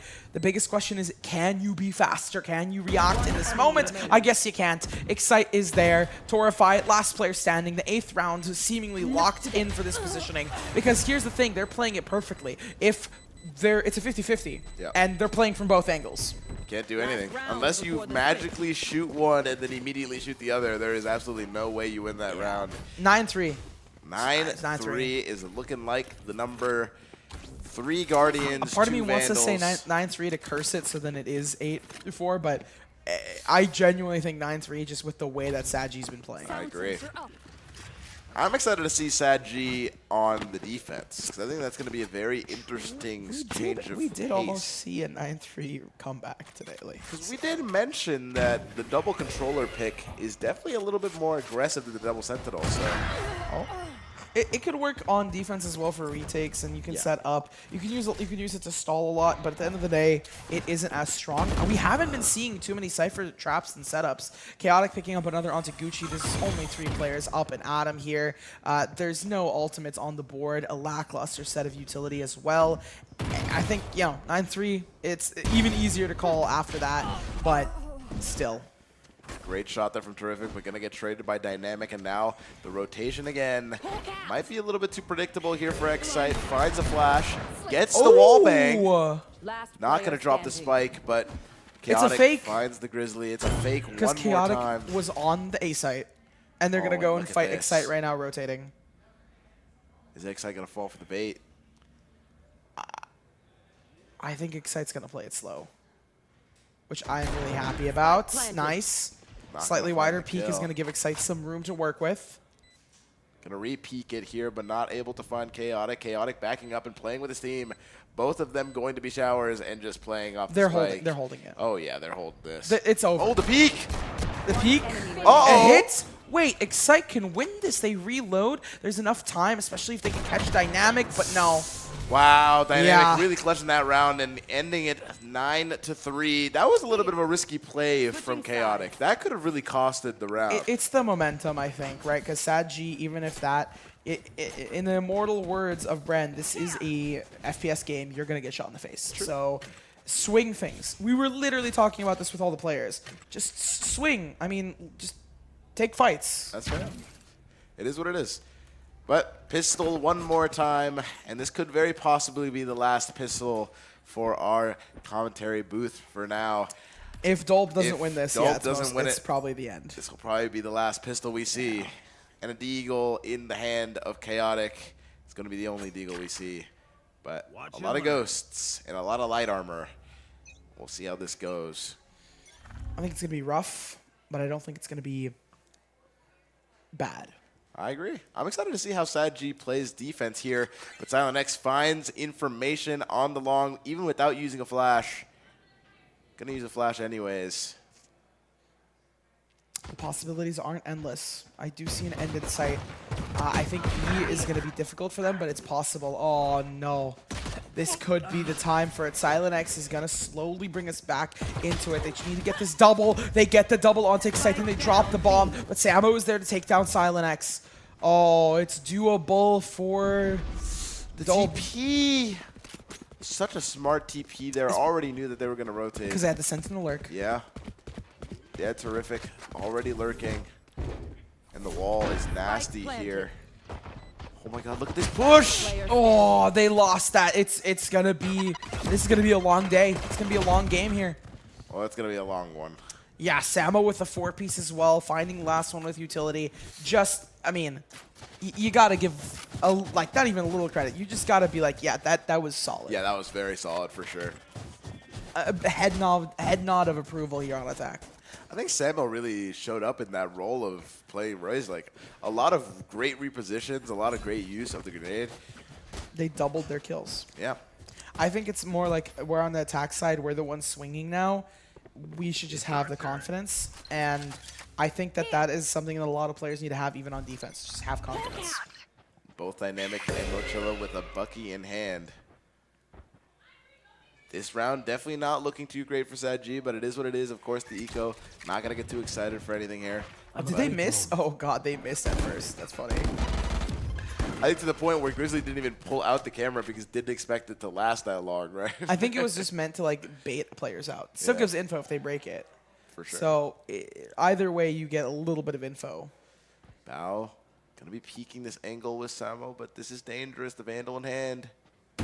Shots come through, the 1, the 2, Triple. Samo. They also picked up the Vandal almost immediately after, so Bao, even though they picked up 1, it's not going to matter. Like, the Vandal's still being kept. We have a Bulldog, Vandal, Guardian, and a Spectre. Dolb is chilling. Yeah, this is looking really rough here for Sad G. But, I mean, this was expected, right? I mean, this is one of those rounds where you're not really anticipating much. Gonna be pushing through the wall. Couldn't even find one. Terrific silences Silent X. And now Mochilla 30 just seconds sitting left. back with the Spike bucket in planted. hand. Maybe even up trying to get a kill or two here with the Classic, but that would be surprising. Maybe trying to play for exits here. Has the bucket in hand. Gucci might fall straight into the trap. Oh, no. I'm going to pick up the Spectre. Yeah. They're going to try and get some damage done, but unfortunately. Did you see that, like, high-low, and there was a third That person just was running around? Crazy. They could have had a triple person, high, mid, low. Yeah, how are you supposed to win that? I mean, you kind of just have to pray. have to What pray. you do is you start from the bottom and you brrr and let the spray take you up and get 1, 2, boom, boom, boom, headshot, headshot, headshot. Start from the bottom, now you're here, you know? Well, these guys are truly from the bottom. They were from the 9-3, and now they're pushing up to 5-9. The deficit is growing shorter and smaller each round that they play. I'm impressed. I'm impressed to say the least. Dope really showing how effective they are on the attacking side. But I want to see a little bit of adaptation from Sad G. I mean, this is going to be the first round that they have real weapons. So it's going to be interesting to see how they play it out. Dynamic going to be pushing up with the smoke here. Trailblazer finds Dynamic in the Fire corner. in the hole. That's good. It's good to get it. Good to find it. Samo immediately getting the 2-piece. They found 2. That's good for them. And they get traded. That's fine. Because Gucci's there taking down Mochilla. Only 2 players alive for Sad G. And it's looking like Dolb is, instead of going for the 2-1, they're going to just win 3 in a row to get themselves the 6th round. The confidence is there. Torify is there. Getting in your face. And now changing the pace as it's a 6-9 scoreline. And just beyond just being nice for them, they're most likely going to now. We actually might unironically be seeing the first sweep 9-3 curse and a game 3 all in one package. Not only is it nice for them, but it's also a very nice number. 6-9. Over there. Terrific, actually showing up fairly well in these last few rounds. 13-11 KD here. Let's see how they continue to play, because I feel like the shots have been on point from Terrific, and I want to see that to continue. But Sad G now playing a little bit of the defense. You stop looking at me like that. Come on, man. I have to. It's right there. It's a very nice number. I'll It's give a you very that. nice number. Oh, Mochilla And some not able to cleaner find anything. shots as well. Some nice shots. as Some well. nice shots, as they say. And that hits. It Mochilla hits. finds one. Oppa. Oppa. I will say, though, I mean, keeping up this energy this late at night, we have to be kind of memeing around here. Oh, Samo. hides away. Scary. There's some possibility here. Oh, the 1, the 2, the 3, the heal. It's just chaos through and through. Samo at 99 HP.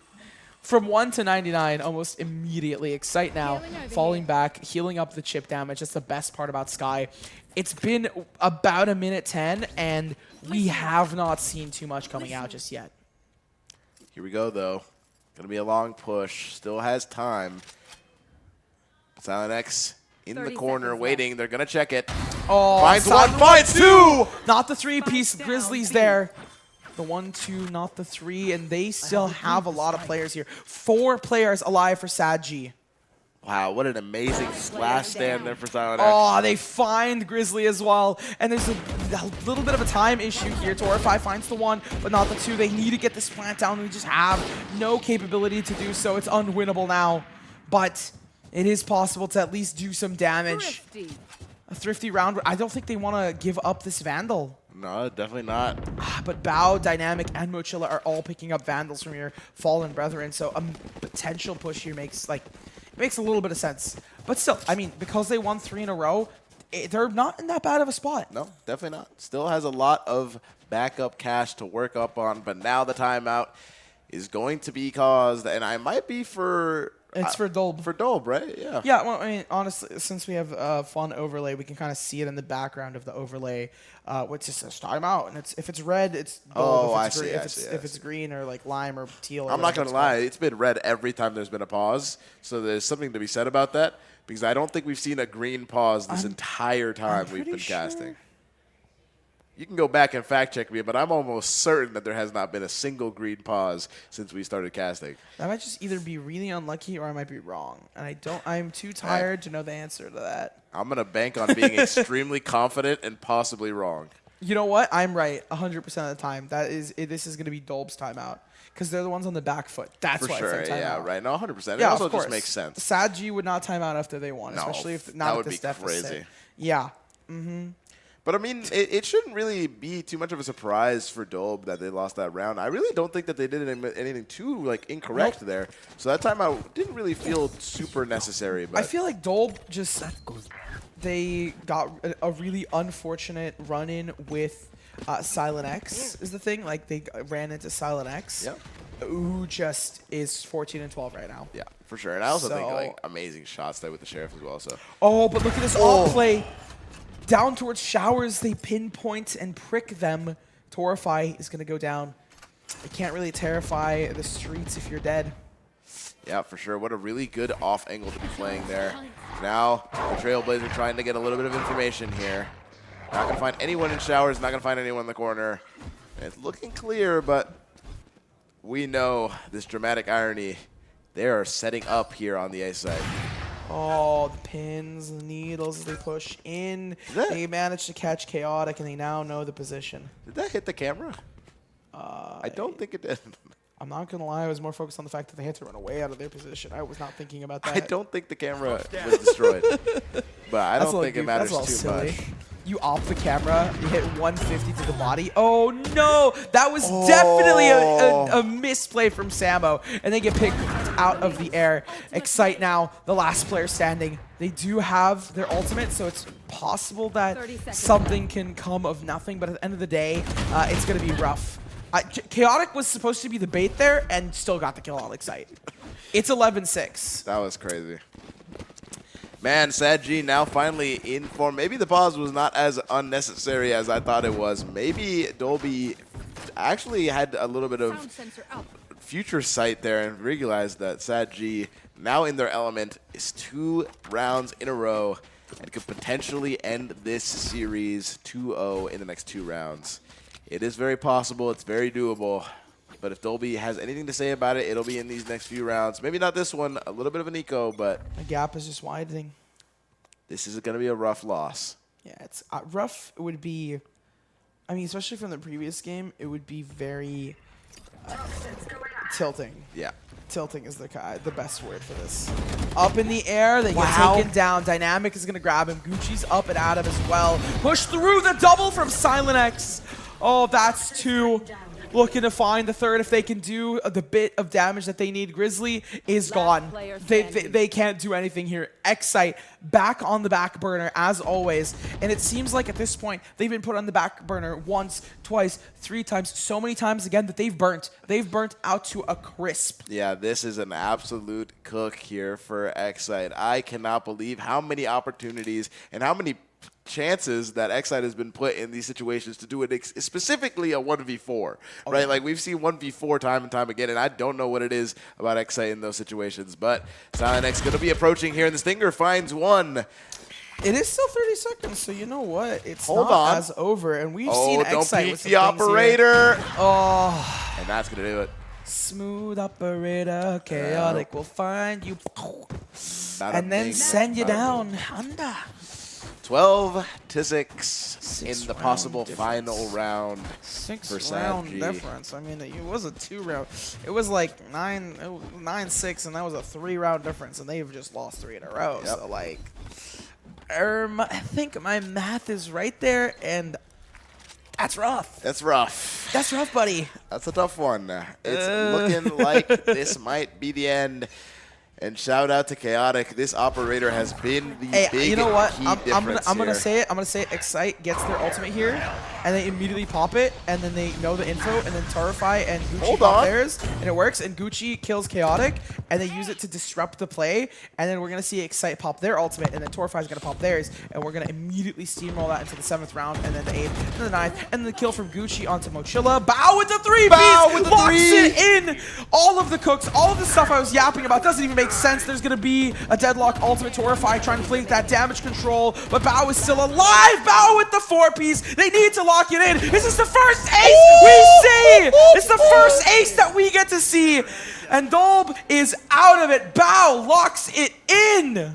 The first ace we see and the last one of the day for us. Wow, what a note to end the stream on for our involvement on here. We're gonna have some beautiful casters, Angel coming on here, as well as I believe Kawhi. So I'm excited.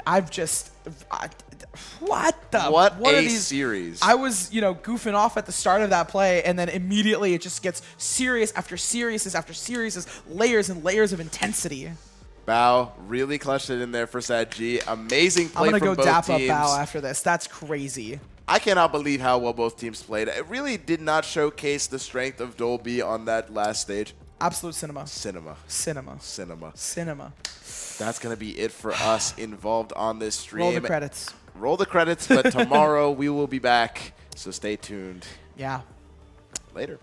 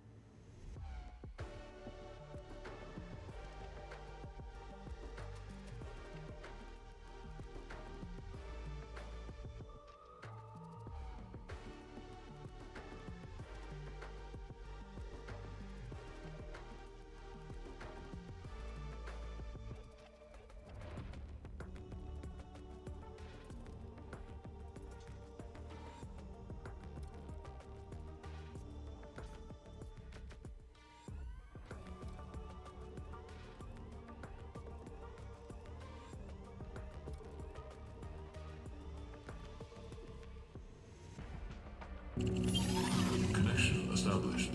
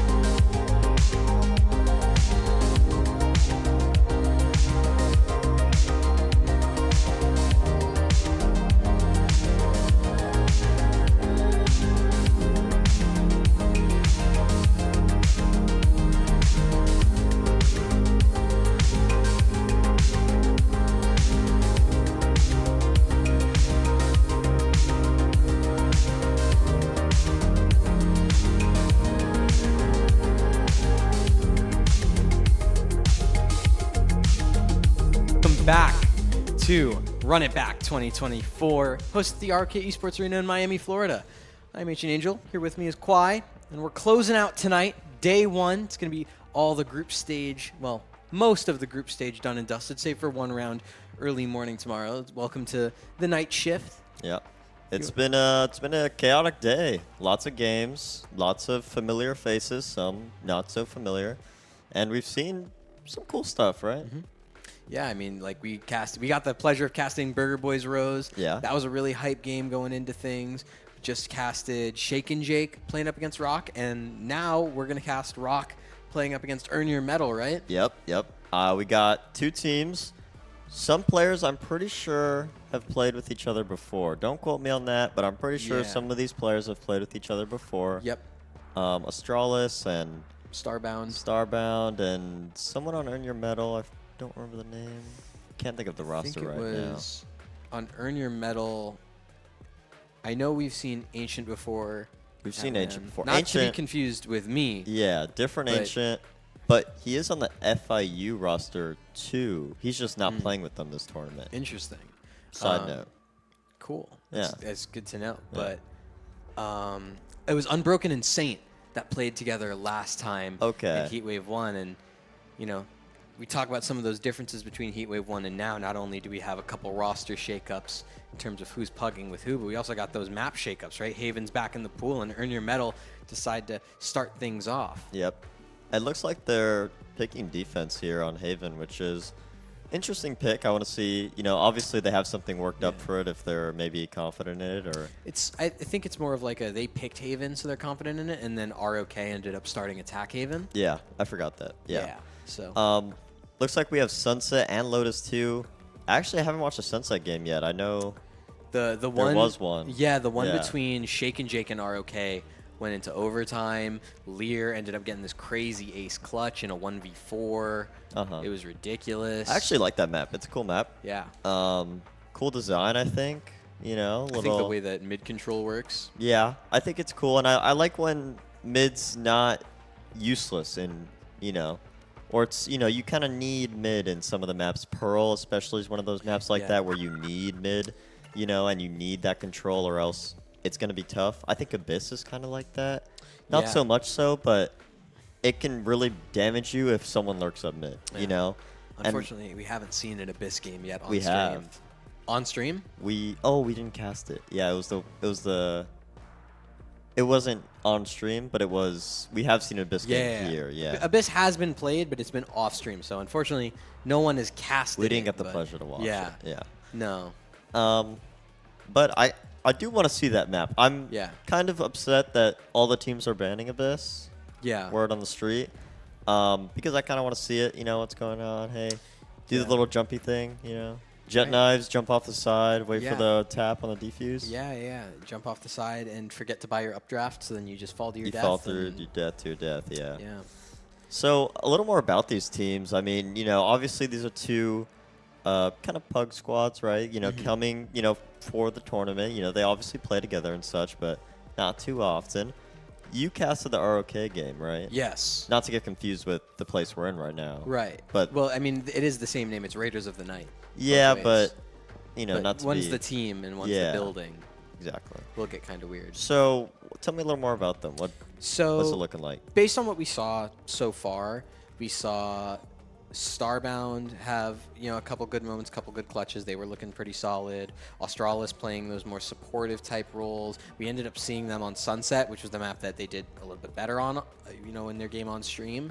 We saw Australis go onto the ISO, which was really, really cool on Sunset. It had a lot of really good play. I was saying I wanted to see the ISO. I hope they come out today. I mean, it looks like they're probably going to come out if they're playing it on Sunset. We're going to see Sunset.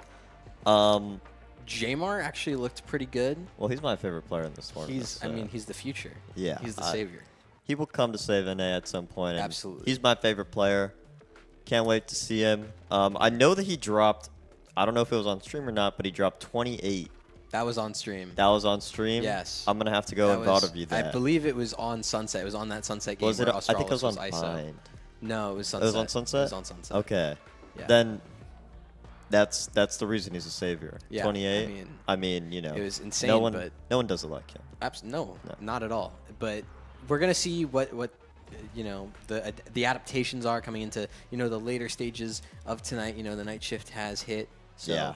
we're gonna see. I mean, this is the last game of the day, right? Yeah. So Last I think streamed game. Last of the streamed day. game of the day. I think there's one that we're waiting on. Mm-hmm.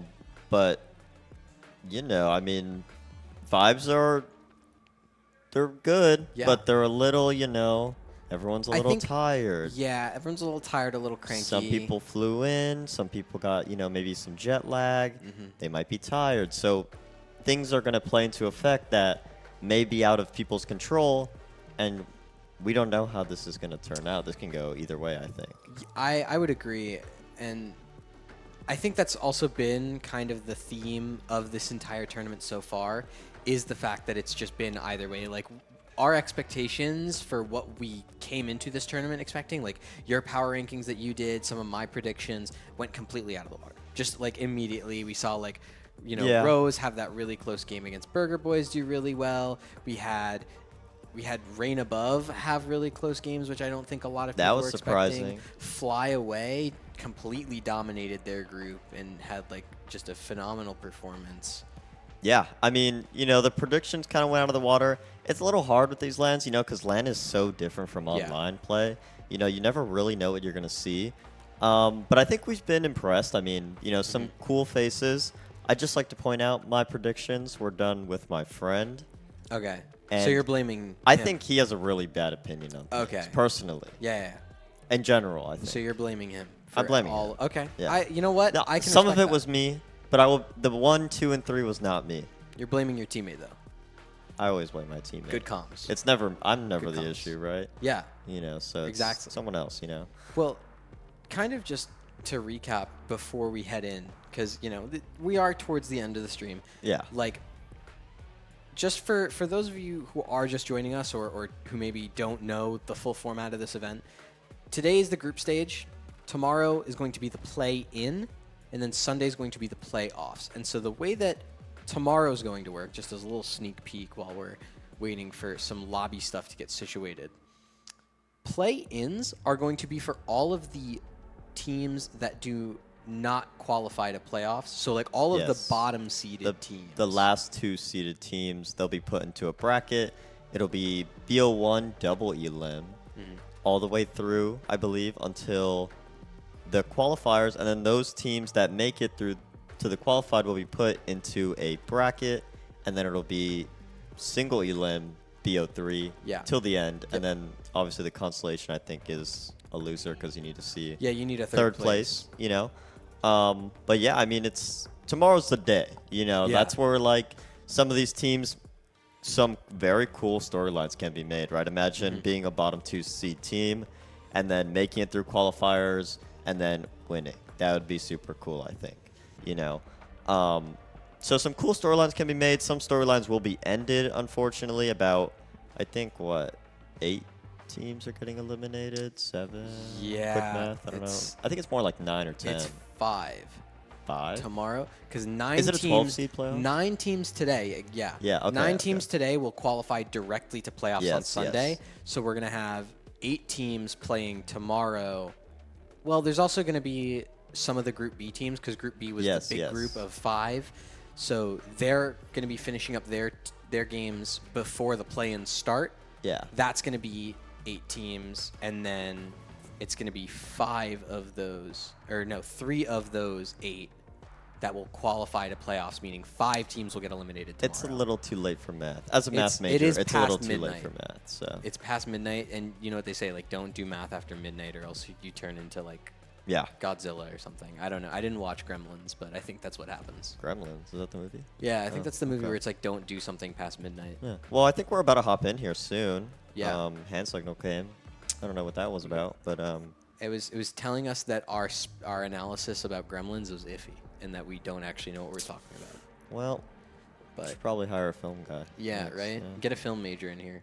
Yeah. But for us, I think what are our expectations coming into this series? Because I don't like just because the day is almost over. It doesn't mean that we have to undersell what we're about to see. Because I think that what we're about to see is still going to be a pretty solid game, pretty evenly matched. Yeah, I mean, definitely two teams that have high caliber players for this tournament. You know, they have some strong players. They have good players, and they have people that understand the game really well. Jovi, most notably, on Raiders of the Night.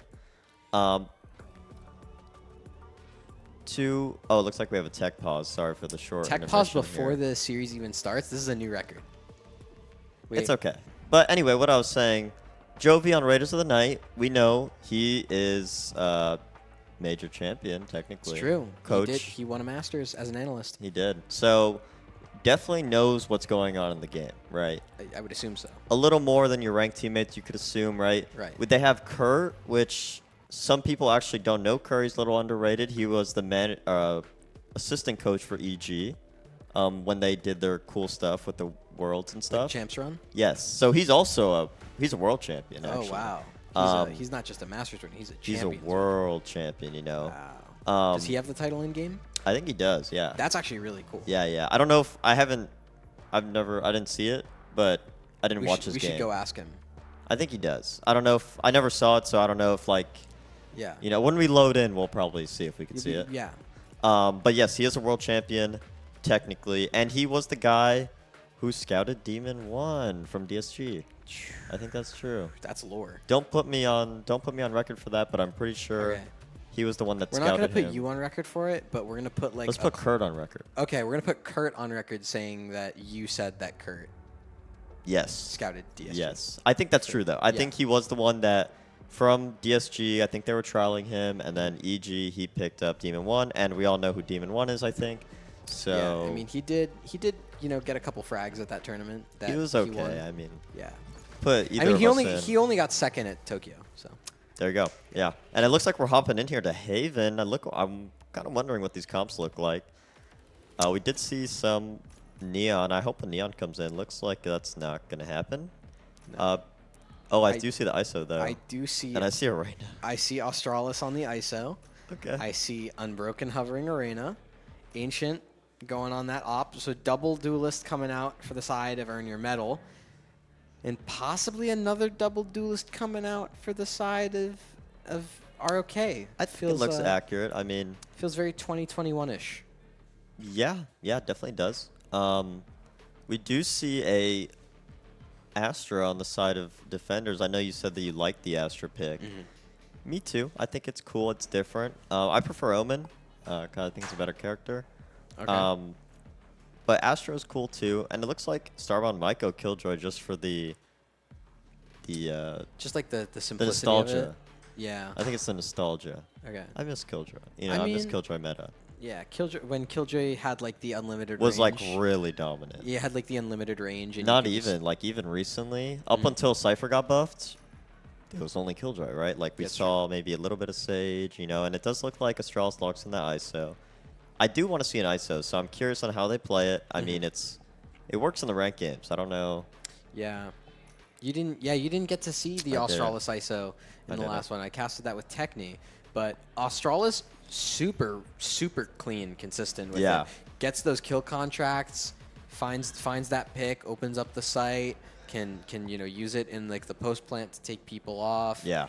They were looking really solid on it, so I'm really excited to see what they're gonna bring on Haven, because last time we saw it was on Sunset, but I'm not gonna lie, I've been quite an ISO enjoyer at this LAN. Yeah, I think it's cool. Yeah. And definitely I think Astralis, or not so much Astralis, but Raiders of the Night in general, we talked about their experience, but they also have firepower. I mean, they have Starbound, who is a straight-up aimer. That's true. You know, and they have Astralis, too, who gets kills sometimes. They shoots them in the head, and it works. Listen. Especially on this ISO. Yes. Because it just lets them, like, we've seen Astralis a lot, especially on like the KO like flashing initiator role. But I think that with just being able to just play the ISO, it just gives them so much freedom to just like just take a fight. I mean, they could just do whatever they want. You know, Really. that's kind of what ISO's for. You know. But hopping in here, let's see. Revealing area. get all that aggression over towards C, but Unbroken immediately starts things off, gets that pistol kill, looking to anchor down that C site, but Astralis immediately on the trade. It's going to be Saint to fall as well from the ISO of Raiders of the Night. Jovi's going to be able to stick down that plant. Just like that, we're here in a 3v5 retake. Rice Ballin, Ancient, and Annie trying to do so much. There's that double taps away Astralis from Ancient. Kurt's there on the trade. Rice Ballin's going to be able to trade back onto Kurt, and now it's Jovi and Starbound in a 2v2. Make it a 2v1. It's all up to Jovi. It's all up to Mr. ROK himself. Can he be the sturdy, stable anchor this team needs? He finds the first and the second. Jovi! What a clean clutch! And what a way to start off this map, huh? 1v2. And the ROK guys looked great. I mean, they ran into site, got the entries, and it was like a 4v2 at some point, I think. And great by Earn Your Medal to kind of climb that back. Ancient with 1, and some of the others got their important picks too. Looking good. I mean, hey, I guess we're going to see. That was a 5-man hit. Yeah. I think this is going to be a lot of that. This is a great comp for that, I think. ISO's a lurk agent, by the way. Oh, for real? I think so. It's like kind of like Reyna. Okay. I think Reyna's lurk agent. Yeah, well, if you ever play Reyna, just learn all those in your games. Trust. Yeah. Well, Earn Your Medal, kind of in a tough position. Have to really try and anchor down this A site. Ancient's already here, just shooting some shots away with that classic. Gonna eventually back away and see all those rotates coming in for Earn Your Medal. They've all just completely left every other side of the map, and it allows Rice Ballin to take care of Astralis just like that. 5v4 secured, number advantage in the hands of Earn Your Medal. There's that try and, I guess, a response to trade back from Jamar, but Unbroken is looking to just frag out over towards the B site. Kurt's going to be able to find one, but Unbroken just keeps going. That's a second kill with that Sheriff, and there is room to upgrade if available, but no, it's just another clean one-tap. Unbroken, proving that his mouse stays clean. And that's Reyna right there, huh? Lurk Agent. Lurk agent. You have the heal, you know, you have the get out ability. That's great for lurking, I think. Yeah. But it looks like from the side of Earn Your Medal, they took space actively and they were very proactive. They got that kill in a lobby and it worked out for them. They were able to snowball off that, right? And that's going to be a huge thing coming into this game. And they also, I'd like to point out how they let ISO waste his shield. Yeah. That is a big thing, right? We saw ISO in the pistol rounds get like 3 just from the shield. They had to break the shield, and at that point, the pistol doesn't have that much firepower in it, right? They also lost that. That was an anti-eco from ROK, and they unfortunately lost it to just those nutty Sheriff shots. So we're gonna have to see what now I guess the anti-eco the other way looks like. What can Earn Your Medal really do? You see Unbroken just tip-tapping away there over by that crate stack. We've seen a lot of second round flips. Yeah. You know, where one team wins the pistol round and then they force, and then after that, the other team wins that eco.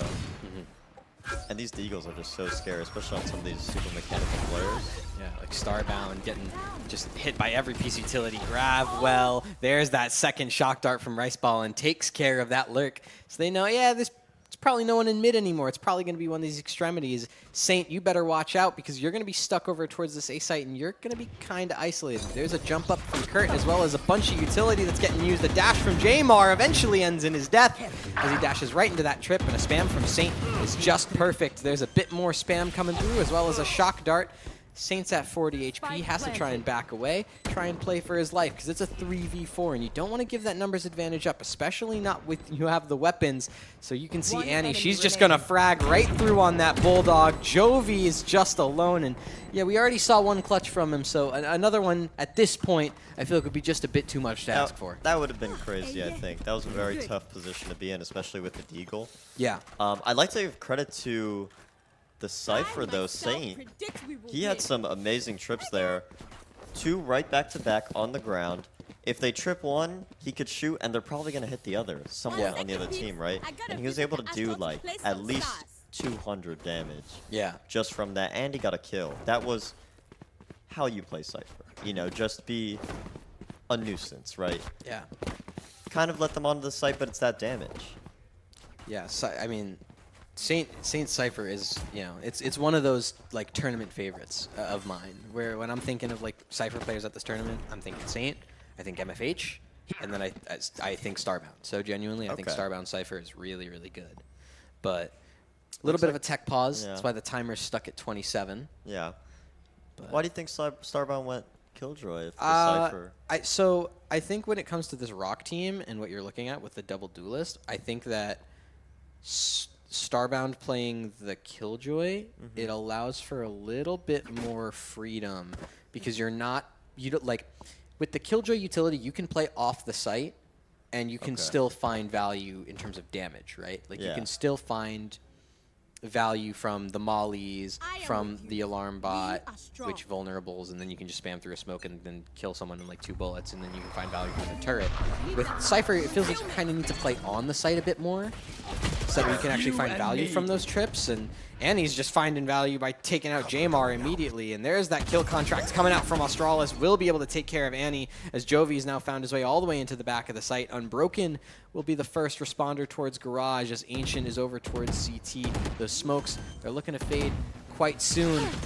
It's a Hunter's Fury out from Rice Ballin to allow Ancient onto the site to capitalize in the chaos. Ancient and Unbroken combine and completely mop up the ROK offense. And that was the duelist combo right there, right? I mean, Ancient was so ready to go onto that site, but Rice Ballin support ult right there forced them to kind of pay attention to that, and then Unbroken from Garage, obviously, Ancient was able to pinch off it. That was perfect team play right there. That was great. No, that was really, really good comms. You know, the only thing I'm upset about is the fact that Rice Ballin only has 1 assist from that, because that really was like, he should have 4. It shook up the site. It and absolutely it did. forced Sova to ult back to try and get that refrag. For sure. And then Unbroken was just Garage, so now they have to shoot Garage, and it was just, that's too much, right? Yeah. This is a tough position to be in if you're ROK. You know, you won that pistol round off the back of a Jovi clutch, and you're letting that start to get away from you. Ancient just continues to frag out the dash forward. A little bit of an overheat, but Saint is there to respond, make sure that the numbers don't get too crazy. It's a 2v4 for Jovi and Kurt, the coach duo extraordinaire. Saint on the swing, able to take care of Jovi, and now it's just Kurt with that Sheriff. And I don't know, you ever heard of the Kurt 1v4 with the Sheriff? I Not haven't. yet. So Maybe soon. We'll never know, right? yeah, it's possible. Could be soon. You know, knock but- on wood, but Yeah, for now, nothing really happened there. 4-1, earn your medal. ROK is going to need to climb back slowly into this one. They're kind of in a little tough position right now. It's T-side. Everyone knows Haven is a T-sided map. And they do need to make an adjustment. They need to do something that is going to work and is going to put some rounds on the board. Ancient Op. I like it. Yeah, I'm a fan personally. I think, you know, just being able to play over towards C here, this is what that Cypher Trap is really going to be useful for. Rice Ballin over towards A, though, going to be tested alongside Unbroken. There's that peek towards short. You want to give that up because you don't want to die, especially not this early into the round. But Starbound and Co. are able to completely combine. And Unbroken and Rice Ballin are both down and out. Annie's alone on the site, will eventually get taken out by Kurt. And now it's that 2v5, that dreaded 2v5 of Ancient and Saint. But I think they've already decided on the save. Yeah, I mean, when you buy an op, right, even if you do have money to invest into next, that's still $6,000 that you're losing, right? Yeah. So even though that you have the money maybe, you're not going to have that money for long. You do need to be very sparing with it, right? So it just looks like it's going to go into a save here. Really good on ROK to just say, hey, the adjustment we need to make is run it down. Yeah. You know, that's how we did good on pistol. And that's what they did, and it worked, right? Yeah, I was about to mention that, right? That was the one round they won on the pistol, was just running it down C, and this time they just ran it down A. Saint was able to find 1, so at the very least it's not a flawless round anymore for ROK. I mean, any economic damage they could do here, honestly, player standing. I would have the Cypher still go and try to find, you know, some picks, because they can buy a rifle, maybe not, you know, they can't buy 5 ops, but they can buy some rifles, you know. Yeah. Unbroken had $8,000 there, and so does Animal. Yeah. So yeah, but any economic damage that they do to the enemy team, they have a lot less money, right? So it's going to be a lot harder to kind of get those weapons out, right? Well, We're now coming into round 7. We're past the halfway point in the first half. It's going to be a full buy in for both sides. The economics are actually quite stable right now, so I believe that regardless of the outcome of this round, there will still be a buy in the next. So this is just all about pitching yourself up for a good later rest of that half. Yeah. As Unbroken has just completely found his way all the way down mid. Yeah, it looks like they found out that they're running it somewhere. Yeah. And Unbroken adjusted to that. They actually put an Omen smoke in On front the of the turret. turret. So They're not watching this. They don't know. They don't know. Unbroken Oh, is this is gone two. completely unchecked, and he's able to find Australis. Starbound would be the next up to the death, and Unbroken can get that kill for sure. It's all up to Jamar. In hell, he was able to find 2, but Saint can trade back just like that. Earn your medal with 3 alive, find 5. They're going to get that up back, too. I mean, that's always important, right? And great on Unbroken to find that, right? And maybe it's hard on land, but that's the difference, right? Yeah. You could hear that Omen smoke go down, right? And at that point, you need to be alerted that there is definitely someone flank, because no one's doing that for fun, Yeah, right? no one's just smoking a turret. for Yeah, fun. right. Unless you're like 3 million IQing that and like faking a flank. Yeah, but really good on Unbroken. He saw what they were doing. Oh, they ran it A? Okay, let me just run up. Yeah, let let me run just up flank. mid. Fast flank. I'm going to run back, you Easy. know? Yeah, no, it was a great adjustment, and we're Yeah. going to have to see what the response is from ROK, because they are a team that is generally very quick to respond. So you can see now it's back to more of a default setup, but Ancient over towards that A lobby trying to take an op shot onto Australis. It does go a little bit wide, so no kills, no damage just yet. Instead, it's Unbroken down at the bottom of C Long, taking out Kurt. So that's that information game gone for the Raiders of the night. Instead, it's Starbound to frag back, trade back, make it a 4v4. Saints now alone on this C site. You have to try and do something, and sure, you've gotten the first, but what more can you find? The answer is nothing. Starbound with a second kill in the round. Trades back out, turns things into a 3-on-3 as that spike goes down. Annie stuck in towards shower, or garage, not shower, with Ancient. And you can see, ooh, a little bit of a tough track. But Ancient's got that trade, so now it's a 2-on-2. Rice Ballin and Ancient both here. There's Jamar tagged up, shorty in, no scope, make it a quick scope, and it doesn't go through. It's a spray down from Jamar. He has the setting on. Ancient has that setting. It's the equipped highest priority equipment. Oh, and is that's that a why thing? he pulled out the op. Yeah. Oh, I didn't He had know the that. shorty out, and then he updrafted, which put the gun away. And then he pulled out the op Oh. because he has that setting. You gotta disable that. It's always I important. didn't know that was a setting. I've always had that disabled. Yeah, it's a setting. Huh. Whenever you like do some utility, you pull out the highest priority weapon, so it's like based on price. Oh. Yeah, Interesting. that was unlucky, but to see now some ults are coming online. We saw Starbound's Killjoy ult last round, and we're gonna see some of these ults coming up here. We're gonna see how these teams adjust. Do we want to get these ults online faster to get these ults out and actually use them to win rounds, Yeah. or are we fine where we are at? Yeah. Well, You I know? think especially for this Reyna ult, I'm not gonna lie. Every time I see a Reyna save their ult, I cringe a little bit.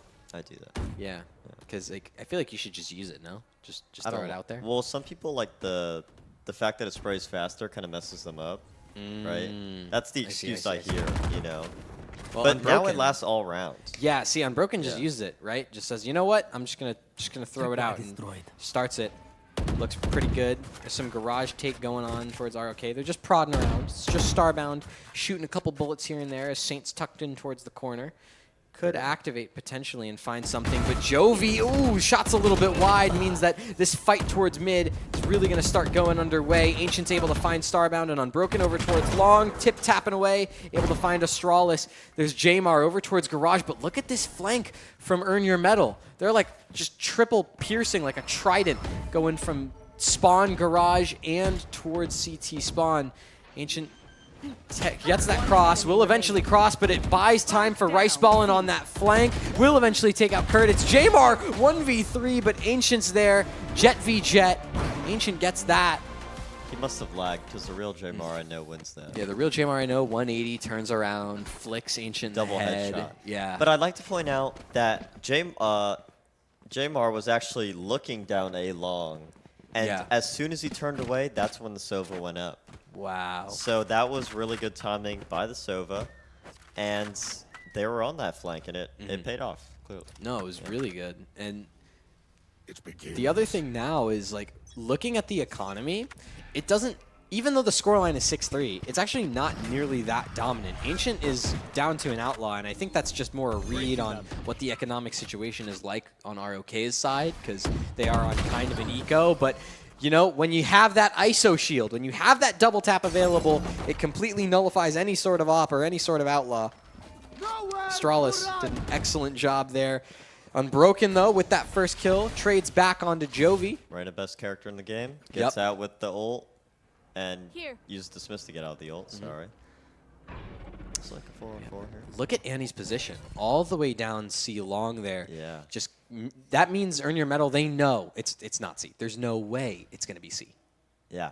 And both these teams are doing a really good job at adjusting to each other. You can see that both these teams have players that are experienced, right? Every round, it looks like that someone's countering someone. This round, they know that someone's lurking, right? So we're going to lurk back. And then someone else is lurking, so we're going to lurk back on that lurk. Yeah. And they're doing things like that that really pay off in the long run. 30 seconds left, but Saint in towards heaven 30 finds seconds Jamar yet again. Also able to find Australis. Kurt will eventually be able to trade back as Rice Ballin, the real heaven player for Earn Your Medal, is able to find Starbound with that shock dart. It's all up to Kurt in a 1v3. We've seen Jovi do it. Kurt, is it your time? No, it's not, because Annie was on that flank the whole time. Able to secure that round. Earn Your Medal up to 7. You know, this is not the first time that I've seen a Haven skew defender-sided in this day. Yeah. I mean, sometimes it happens, right? Yeah, it was the same with the Burger Boys Rose game. Yeah, you're right. And some teams have different playstyles, right? Every team has a different playstyle, so sometimes you are favored more personally. You know, the T-sided and CT-sided debate is all average, right? Yeah. But there are cases where that's not true. You know, some Yeah. teams are weaker on T-side naturally, and some teams are weak, stronger on CT side, right? Yeah, and speaking of like defenders, you have to give credit to Saint, right? 12 and 6. I mean, this guy's been a pillar of consistency so far in this half. On that Cypher, playing those, you know, really, really tough positions where you're just anchoring down a site saying, yeah, you know what, maybe we don't let the attackers take this site. Maybe we just, you know, play off the stars that our Astra gives us, but instead it's going to be Jamar dashing in towards the back of the site, taking out Unbroken. And now at this point, Rice Ballin in towards heaven, looking to just try and use those shock darts for the delay. There's that adjustment. So Kurt's going to get tagged up a fair bit. Rice Ballin not going to be able to find the kill. So Kurt's going to be able to back up, and Saint and Rice Ballin will now start to collect as Saint's on that flank going about. Annie will eventually go down. There's that Hunter's Fury out from Rice Ballin, but Ancient will be able to find one alongside Saint just like that. And Earn Saint Your with Medal. 3, another very valuable flank coming out of Earn Your Medal, right? Yeah, it feels like the flank watch is just not there for ROK. Yeah. And they did a good one round. They did a good a couple rounds where they realized the flank and they also had someone lurking, so they're able to come back and pinch Last them, round right? in the half. But now it kind of seems like they don't notice it, you know, and it's costing them, right? Saint got 3 on a lurk. That's a lot of people, right? So they do need to make that adjustment. It does look like it's the last round of the half. This could be a 9-3 half right here for Earn Your Medal. I would love to see it. The Earn Your Medal, like, I love these players. They're Yeah. all so super cool just to see around the event. Saint and Unbroken, both two really nice guys. And, I mean, they're fragging out right now. They're having a game of it. So 8-3 is where things currently lie. Rice Ballin's going to be able to start things off in round number 12 with a kill onto Jovi. So that's those smokes gone for ROK. It means these defaults are going to be really difficult. But thankfully, Starbound's able to find Saint, and Ancient whips the Blade Storm, but will just be able to get the headshot instead onto Jamar. There's that refrag from Kurt. So now it's a 3v3 as we're now headed towards the C site. And he gets taken up by Australis. Best you're going there is 1-for-1 because you're about to get killed off by Kurt just like that. It's a 2-on-2. Unbroken and Rice Ballin versus Kurt and Starbound. Yeah, looks like they're going to play towards Garage here. They actually have a lot of time. They're being given a little bit of space to adjust to what they want, and Starbound will get one off this, and now they're in a really good spot. They have the KJ ult up, and Riceballin has to make a decision here. He has to have this. He has to There's that. stick it. That would Just Yuri comes out, but yeah, even if you get that one, It's a very big ask Yeah. from Riceballin. You're in a bad position. It's a 1v2. They're in Garage, so it's a safe place, and you know they have those ults online. That makes it 10 times harder, right? 8-4 half. They're definitely gonna need pistol on the Raiders of the Night side, and they need the secret weapon to lock in and activate. oh, the secret weapon. The secret weapon. The secret weapon. You'll figure it out what that secret weapon is if it activates. When they but- drop 40, they'll Yeah, in regulation too. in regulation. in the first half. In One well, half. Well, but yeah, I was gonna say it's the second half, but Well, like yeah. yeah, I I get you. I know what you mean. Yeah, Maybe yeah. next map he'll lock it. Yeah, exactly. But it's that pistol round. That's what we need to see. It's gonna be 3 players for the side of Raiders of the Night over towards this A side. Standing ahead. For Earn Your Medal, though, it's a bit of a mid-garage play as Riceballin is just running it straight down alongside Unbroken, taking a bunch of space in garage.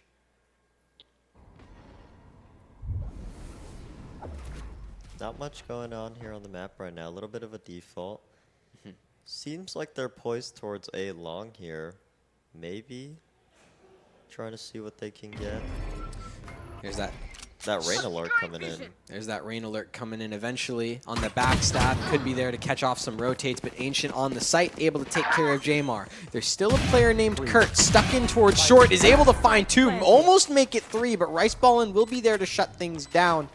Unbroken tried to get activated on that lurk, ends up just deciding to rotate in through spawn instead. Riceballin and Annie are stuck in on the site. They need a little bit of help here. They need a bailout. Unbroken, do you check heaven? I think now you're going to be a bit more wary of it, considering Australis kind of forced people to be aware. But as Jovi gets taken out by Annie and that double tap wears off, that's Unbroken. Yeah. And Kurt there, almost saving the day. Oh, yeah. That round was unwinnable, and then it suddenly went from unwinnable to this could happen. ISO still had the double tap activated, and they were in a good spot. Luckily for Earn Your Medal, they were able to close it out, shut it down, get that 9-4, which is a great start to this half. I mean, this is a way to close it out. For sure. No prisoners. It's been what feels like, I don't want to say textbook because the comps are not textbook at all, but it really has been just like textbook how to play Haven. Blocking sight. Yeah. Just like run the lurks. You know, like, I should elaborate on that, but you have some kills to get over. Just like Saint, a little bit of a tough one in Garage. Starbound able to get that, but Unbroken. Now stuck in towards Garage. It's going to be the other duelist, Ancient, finding a kill over towards CT. There's that kill from Unbroken. Ancient with a second. Is it going to be 2 for both duelists, or is Riceballin going to try and get in on the action here? He does try and get in on the action. The question is, will he find it? Nope, it's Unbroken through the wall. Wow. And Unbroken's having a good one this game. Yeah, He for sure. is 15-7 right now. Sane as well. I mean, these players are activated. They have no fear of the fact that it's 11. Oh no, it's 12. It's midnight. Yeah. They have no concern about that. They're saying, hey, I'm locked in right now, and I'm just going to swing you, kill you, and that's the end of it, right? The point that I was making earlier is not that it's a textbook Haven, but it's a textbook understanding of timings. Because that's what Earn Your Medal has really been getting this entire series. Yeah, well, I can see that. Series, but map. Yeah. They have a really good understanding of when to run their flanks, and when to activate their lurks, and when to really get those timings and not overcommit to something. Yeah, that's fair. I can see that. It's round number 15. Earn Your Medal. Already on double digits. Raiders of the Night still looking for their 5th. Jovi's going to be able to start things off with the kill onto Annie. That's really important. But there's that response from Saint on the Jmar. At the very least, just to even things up, turn things into a 4-on-4. Ancient's going to peek over towards this A-Link and will be able to find Kurt. And now, Ancient just continuing to frag out. Starbound's down and out of it. It's just up to Jovi. And while, you know, listen, we can sit here and talk about how Jovi knows ball all we want. But the question is, when it comes time for him to go to the free throw line, can he shoot? That's right. I mean, you know, there's a saying out there that coaches aren't players, and maybe we just saw what. That's tough. That's a hard one. That's- That was a little bit of a whiff. All good. It happens, right? Yeah. Especially late. Yeah. I don't want to be mean, but I just want to point out that Astralis is on Pie Watch for this game. It's coming on.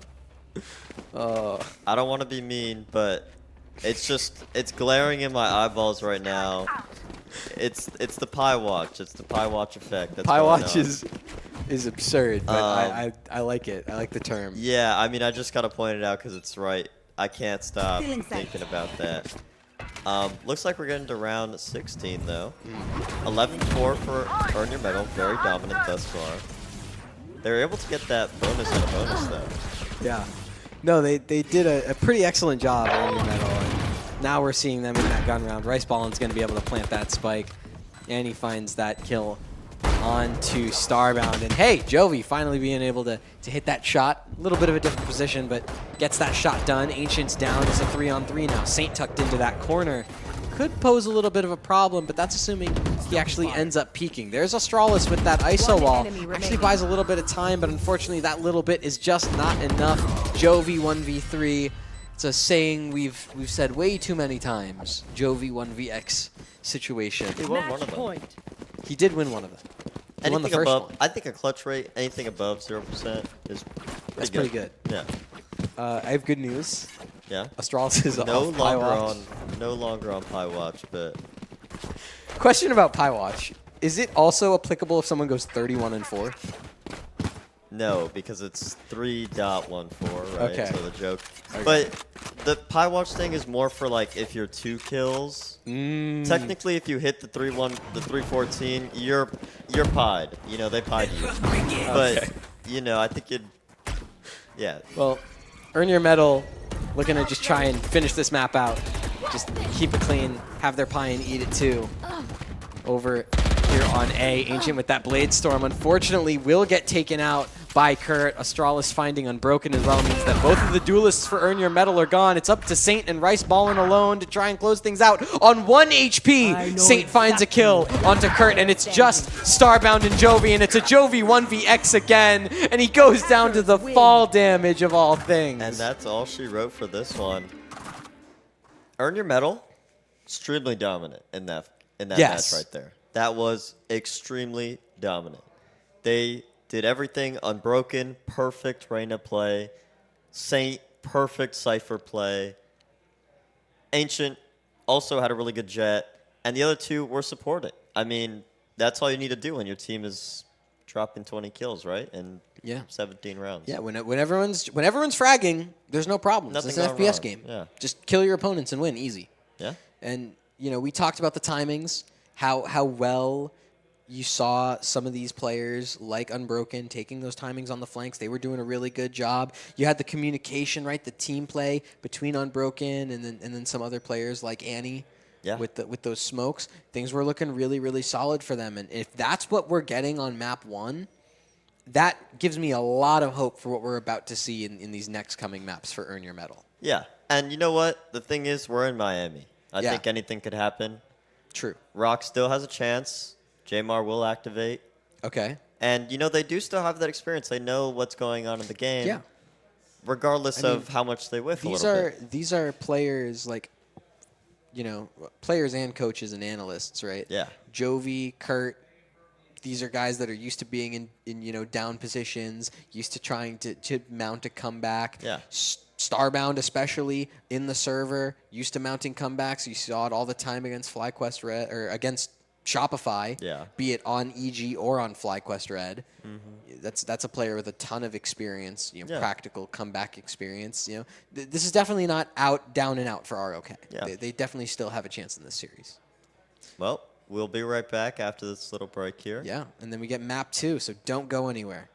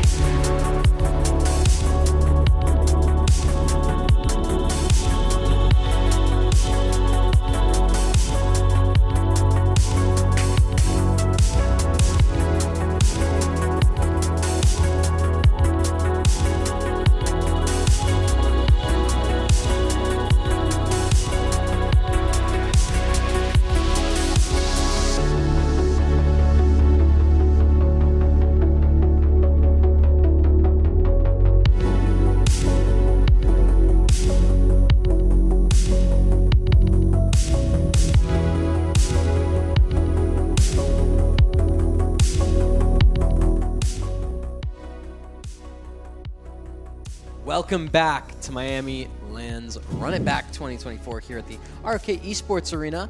My name is Ancient Angel. Here with me is Kwai. We're coming into you for the last game of day one. Map one of that series just finished. It was 13-4 between ROK and Earn Your Medal, with Earn Your Medal taking their own map pick. Yeah, potentially the last game. Yes. Yes. Potentially the last map even. Yes. Well, yeah. Yeah. Matt, yeah. Sunset's up next. We Yep. have Earn Your Medal starting on T side. We saw a very dominant performance out of them, specifically Unbroken and Saint.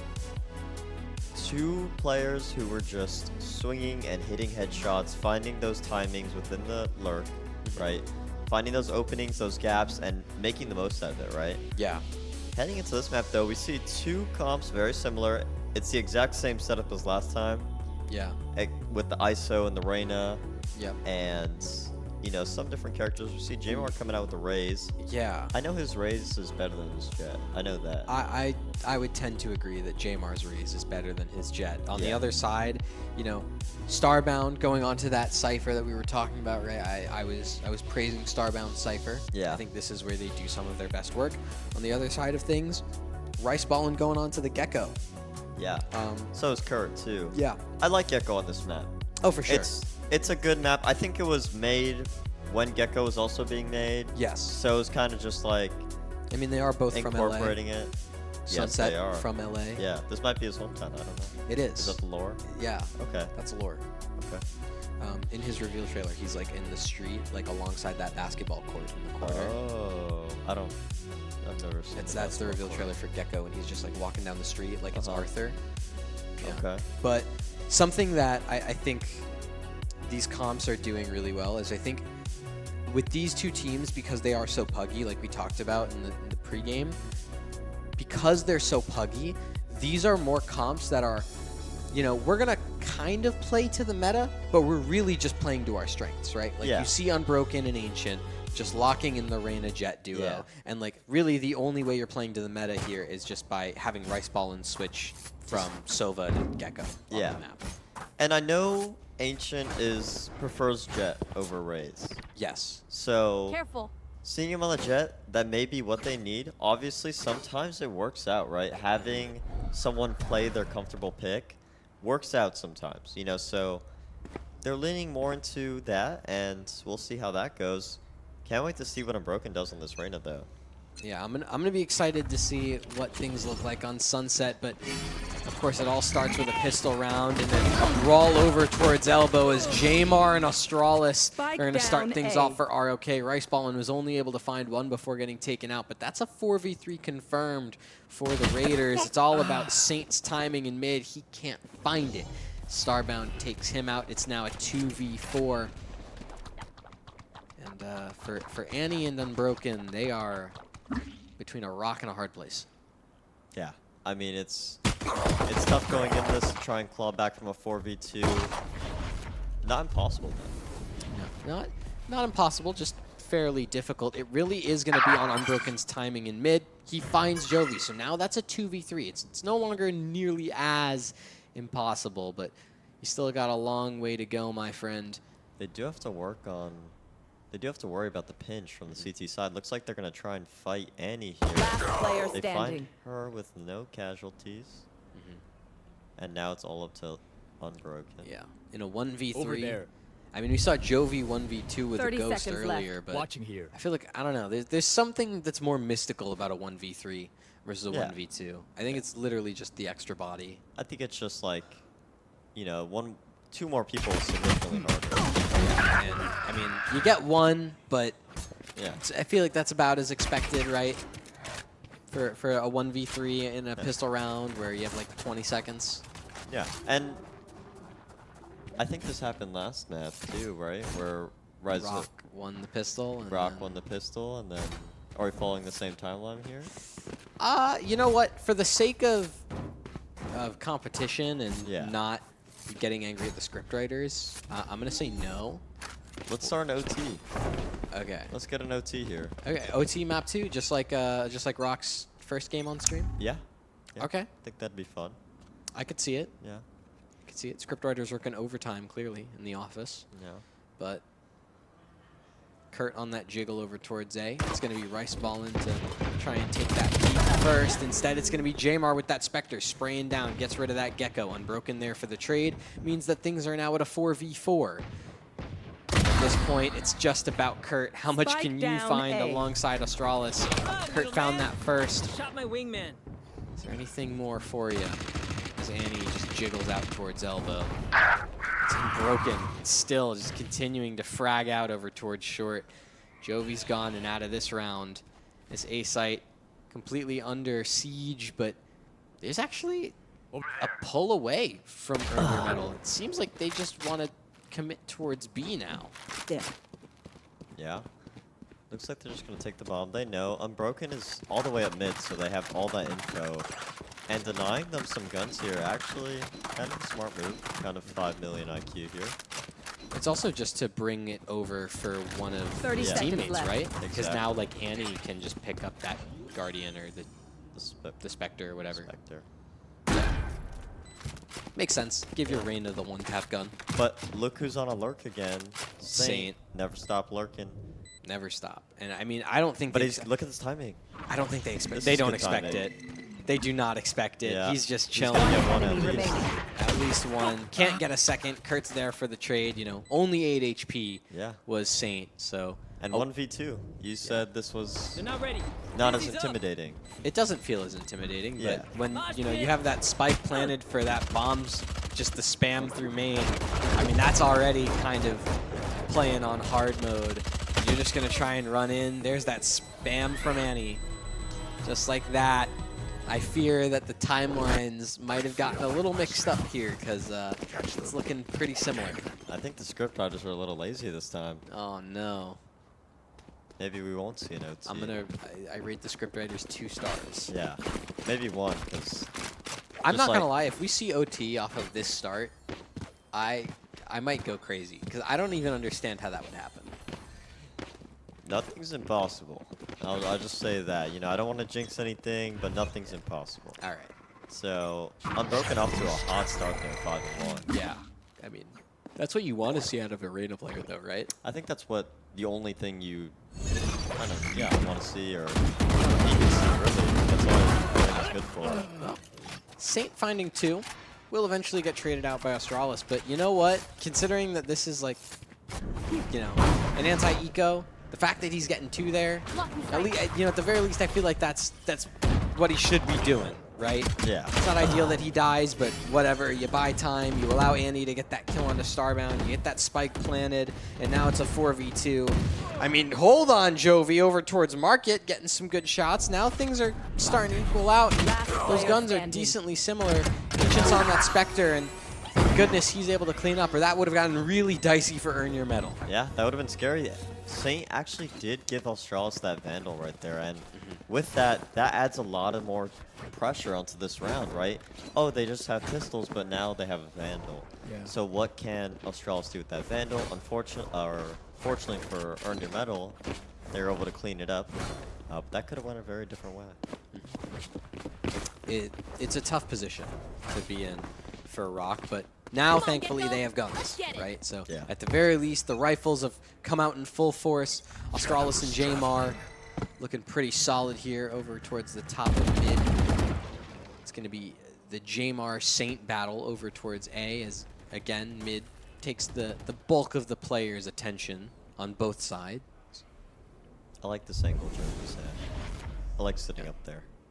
I think it's a pretty good one, but speaking of angles, there's Australis holding this angle right here that Ancient's peeking into. There's that dash, goes to collect, but there's the trade from Jamar, but Saint and Kurt over towards mid, able to trade out 1-for-1 as well. That turns into a 3-on-3, and that A side is completely open because Jamar was the lone defender of A, Yeah. getting caught out by Saint. Killed out, Right there. caught out. Saint on another lurk, right? Yeah, Back to me. Spike Saint There you planted. go. just chronic lurker. You did good. Having 2 lurkers, the Reyna and the Cypher, pretty useful, you know, especially when your Reyna is just running them down, right? Yeah. Killing everybody. Or getting run down, like Starbound was enemy Unbroken. remaining. And Saint now getting caught out towards Defender Spawn means that this 1v3 is going to be pretty difficult for Riceball, and you have to try and get some good timings there. Starbound's going to start to stick. The wingman is down, shot out by Kurt, and Kurt's able to finish things off for a 3K of his own. There's my buddy. So ROK actually able to tie things up 2-on-2. Yeah. My question is quite, what went wrong there? I mean, Earn Your Medal had a great spot, right, where they got the pick in mid, and they also cleared out the guy A. A was for free, and they had man advantage, right? So the only thing that could have went wrong was a thing that we like to call called throwing. Someone pushed up a little bit, someone gave a little too much. Reyna was feeling confident, took the swing, lost the fight, and that just turns you into a bad Let's see how spot it really goes. quickly. Good on ROK, though, for cleaning up, even if there was a mistake made somewhere in the round, right? Okay. Well, thankfully, it's only one round, and things are still tied up. It's really early in the game, so, you know, better that it ties up 2-2 than if it ties up, you know, 10-10. And that's a great flick and adjustment from Cam. Takes out Jovi, and now that B site, you know, that's the site under pressure now. It's going to be all up to Starbound anchoring down this site to see how much you can find. Well, you can find one, but Astralis is also going to be able to be there with you in kind to find another.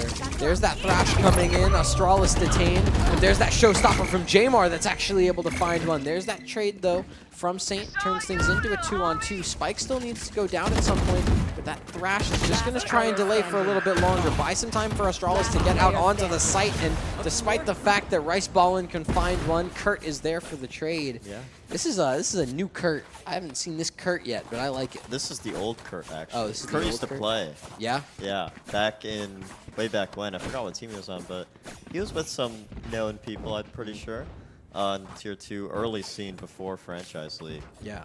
Anyway, though, 7-2, looking good. You know,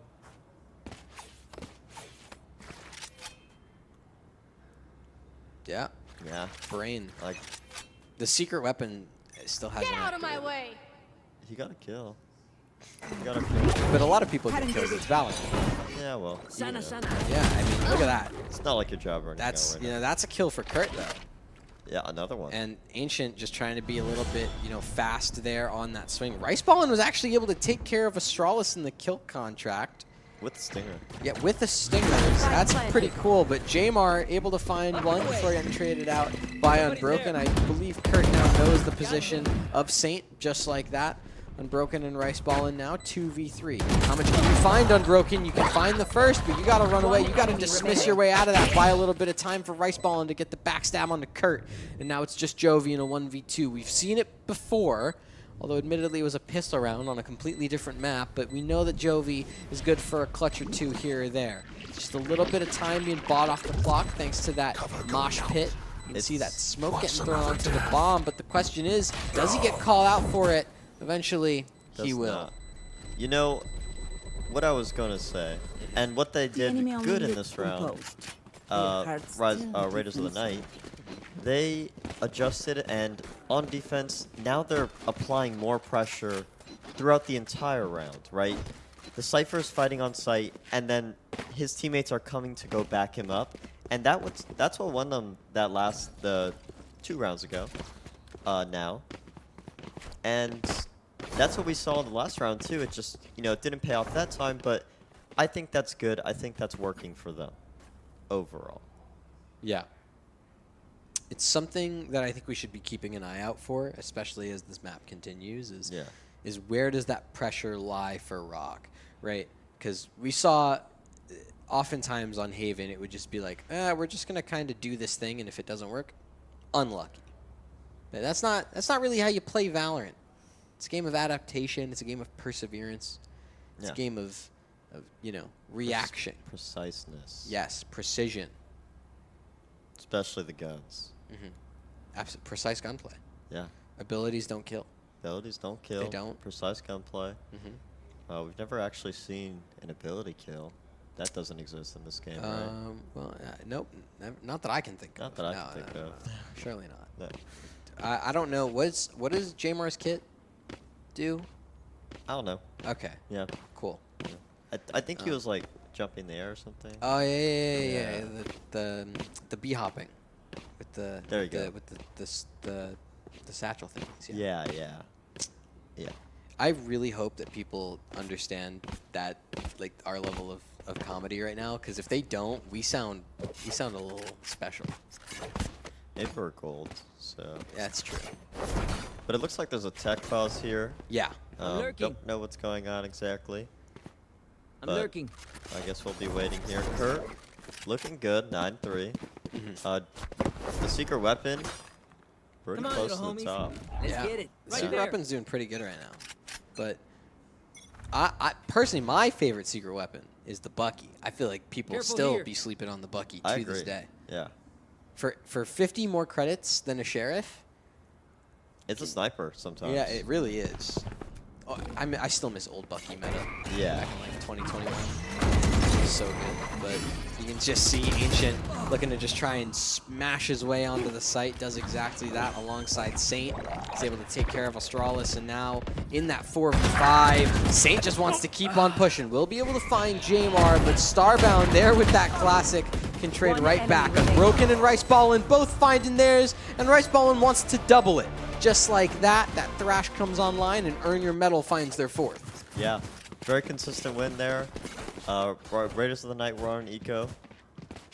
And they were able to just confidently shut that down. Say, hey, we're not letting you thrifty us. And they're solidifying their lead. This is going to be a very important swing round, though. Coming up, how can Earn Your Medal earn this round, earn this victory, Right there. and how can Raiders of the Night come back into this? My guess, if I had to just put an idea out there, would probably be maybe fighting for a little bit of mid-control. It does feel like Earn Your Medal has been either taking mid-control or just playing into these sites so quickly that ROK doesn't even have time to rotate. But hey, when Jovi can get a kill like that, it starts to disrupt the flow of things. It now kind of puts Earn Your Medal in a weird position where they're kind of trying to play these long rotations. You can see how long it takes for Rice Ballin to take that spike all the way through the attacker spawn. Just drains a lot of time off the clock. Yeah. It's Looks Ancient. like they're going to start executing onto this site, though. Ancient with the Sit down. Yeah, Kurt though, quick frag back onto Unbroken. It's going to be that Dizzy to try and buy a little bit of time. Thrash That is ready. teleport from Andy Right just there. goes a little bit too wide, maybe a little bit too ambitious as Rice Ballin and Ancient continue to just Oh, yeah. snowball their way onto the Monster on the site. loose. Thrash comes out, Player Ancient standing. holds, but Starbound's Player able to get that standing. first, but not the second. Spray was just a little bit too wide, and now it's Jovi versus Rice Ballin, 1v1. Rotates are in. This B site is where we end things. 30 seconds left. Yeah. I mean, equal playing field. Rice Ball in a little bit of Wingman's gonna advantage, plant so spike. Jovi is not going to know where he is, and he has a bunch of time. Taking his time to pick his position. Looks like he's Spike opting sticking. for mid Thanks, little here. man. And he might just catch Jovi. He may have no idea. We don't know. Yeah, Jovi's just running gun out. Will try and take the peak, but wasn't really ready for it. Rice Ballin, 3 kills on the round. Yeah. And that was great. That was great IQ. That was great game IQ right Oh, there. for sure. He knew that he would be rotating. He didn't know if it was spawn, so it was a little bit of a gamble, but then you have that option to flank, right? So that was a great play from him. Yeah, Rice Ballin also one of these kind of tier 3 players that we've seen kind of grow a fair bit more as of recent. I think he was on First Class for a little bit, playing with He some was of those. on red flag? Red dot? Red flag? Uh, Something with red in it and GG at the end. I played it. I know exactly where you are. Speaking of Rice Ballin, able to find one. Saint was able to find 2 before just getting absolutely domed by Kurt there. Last player It's standing. now all up to Starbound alone. 1v4, nothing but a stinger. I mean, you find that first with a classic, that's pretty good, but, you know, is there... There's a stinger in your hands, but... They All have right. no bullets. They ran out of bullets, they swapped to the classic. That's very smart. Yeah. That's I would kinda have how just that goes. sat there and just been like, well, I missed all my bullets in the stinger. I guess that's it. Like how I missed Yeah. that Unbroken could have lurked up to CT. So that's it. Yeah. I mean, You've never seen another this great eco round. I love when This is what it teams looks like. win their eco rounds, because that's Yeah. or the anti-eco My round. thanks. Sorry. It just shows that you're like It just shows that you're, you This know, is not trolling. Yeah. Right? Goes here. And Kurt, by the way, I just want to point out, great shot by him. for sure. Oh yeah, That was cool. That was Saint Lig was like, yeah, I need to push into elbow now. And Kurt was like, no, you don't. Yeah. Goodbye. He just sat him down instantly. Yeah. No, that's W Kurt. That'd be Kurt right there. That was a great play. Certified Kurt classic. Great shot. But for Earn Your Medal, they want to just run back to this A site. They say, we don't really care if there's 4 people there. We want to fight for this. But now with all these detainees coming in from the Thrash, this is huge from Australis and Jamar to collide and collapse in on these Earn Your Medal players. Get 3 in the round. Saint and Annie. I mean, you've seen Saint have a fair few moments in this series so far, but Annie's a bit of a quieter player, I'd say. Yeah, a support player. I mean, definitely gives good smokes, good flashes, right? So, you know, can't be too quiet. Just in terms of shooting, I haven't seen too much. Thrash spotting out remaining. Saint, My ult's but ready. will eventually get taken care of by Jamar through tiles, which means it's all up to Annie in a 1v5. Yeah. A little bit, kind of a small ask, you know. Okay, well, I mean, you get the kill onto Jovi, so it's at least a start, right? Yeah. You know, It all starts with the kill, right? not saying that Annie's winning yet. Just saying it's a 30 start. seconds It left. starts with the kill. It does start with, that is how 1v5 start, with 1 kill. Yeah. And then they would need another, and then probably 3 more. But Actually, just plant the bomb. yeah, that's true. Stop it. But you know, you have to kill Jamar to get there. And We all know that nobody can kill Jay. Nope. So, I mean, only 9 people in history have killed Jamar on this map. Yeah. In this series. In this series. Yeah. Yeah. And actually, it's technically only 5 because 9 people is not anything. Yeah. But 9, he's been killed 9 times. That's by true. 5 different people. exactly. That's a much more accurate way of describing it.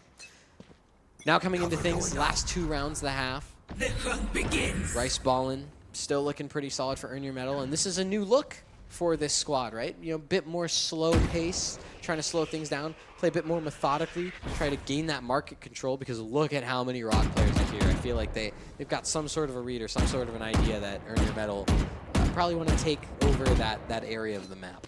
Yeah. Oh, but A is just completely open. Just fully open. And it looks like they know. Somehow. Yeah. They do know.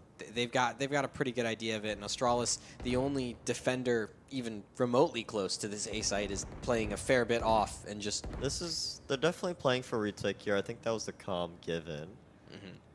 These are 2 really important rounds for these teams, right? This could dictate the pace of the rest of this game. If Raiders of the Night go down 8-4 here, then it's tough, right? And I believe they are waiting because they have 4 ults activated, just by the way. They do have the ISO, and they do have the Raze ult available for them. And they have some 30 info in the seconds left. Cypher ult. Well, spike gets planted, retake started, Thrash used, as well as a Paranoia, just to try and buy a little bit of time, as Andy's going to start to cycle that one way, but unbroken towards CT. Just a quick little 2K, just bam, bam, just like that. Starbound has to try and shut things down, trade things out, turn things into a 3v4, and Jamar's there as well to find one on the Rice Ballin. That's now Jamar dashing out with that showstopper. Starbound starting to stick in a 3v2 as Ancient finds Jamar, but Jovi will eventually get taken down on that spike thanks to Annie and Saint. Just like that, Earn Your Medal, Last they've round secured before themselves the the lead switch. at the half. Yeah. And usually I don't advocate for pushing by yourself when the bomb is planted, but in that case, Unbroken took away ISO, which left that ult off the table for this retake, and that could have changed the way this round went, right? Going into the last round here, Raiders of the Night could use this round. This would definitely help a lot. I think this round is pretty important to them.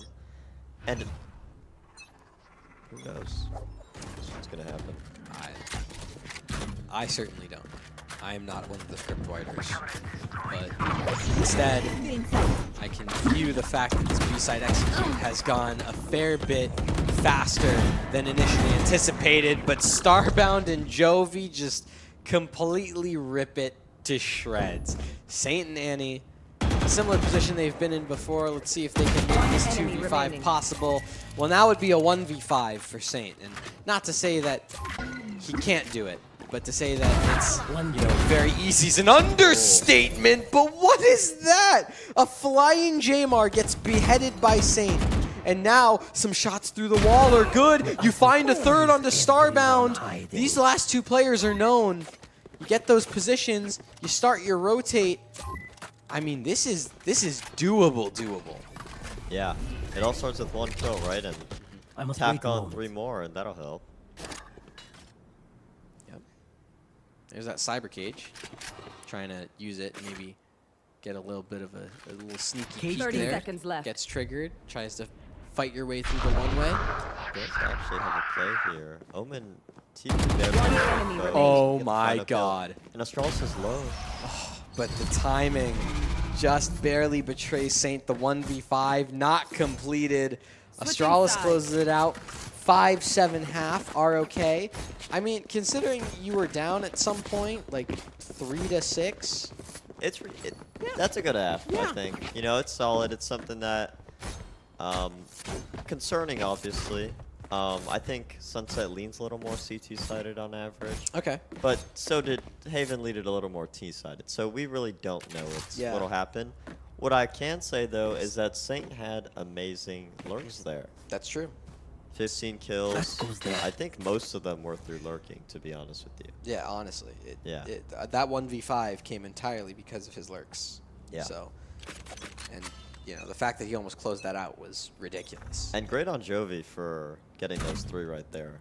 Yes. He was on Pie Watch, I believe, too. He before was, and then it was the round where Unbroken gets that 2K towards CT that he Yes. broke Pie Watch. So Yes.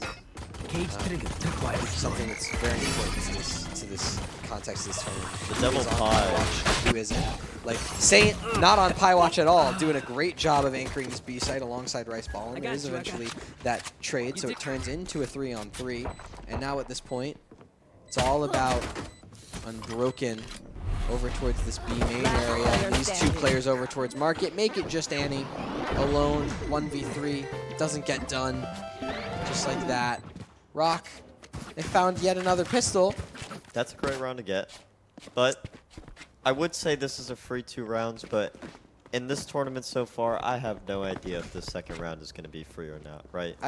I mean, history with this matchup would suggest otherwise. Yeah, it is. This is a scary round. I'm scared for Raiders of the Night right now. Yeah, especially because, I mean, Unbroken has a Sheriff. Here. Yeah. Saint does too. I mean, you have no idea what's going to happen here. I don't. Even Rice Ballin Yeah. has a Sheriff. Ancient. These players all have their potential to power ball. And he has a Classic. And he has a classic. That's the free right gun. play. But Jamar just dashing out, takes care of Annie, and also just finds Ancient through a smoke. Okay, yeah, shots don't matter if you can't see.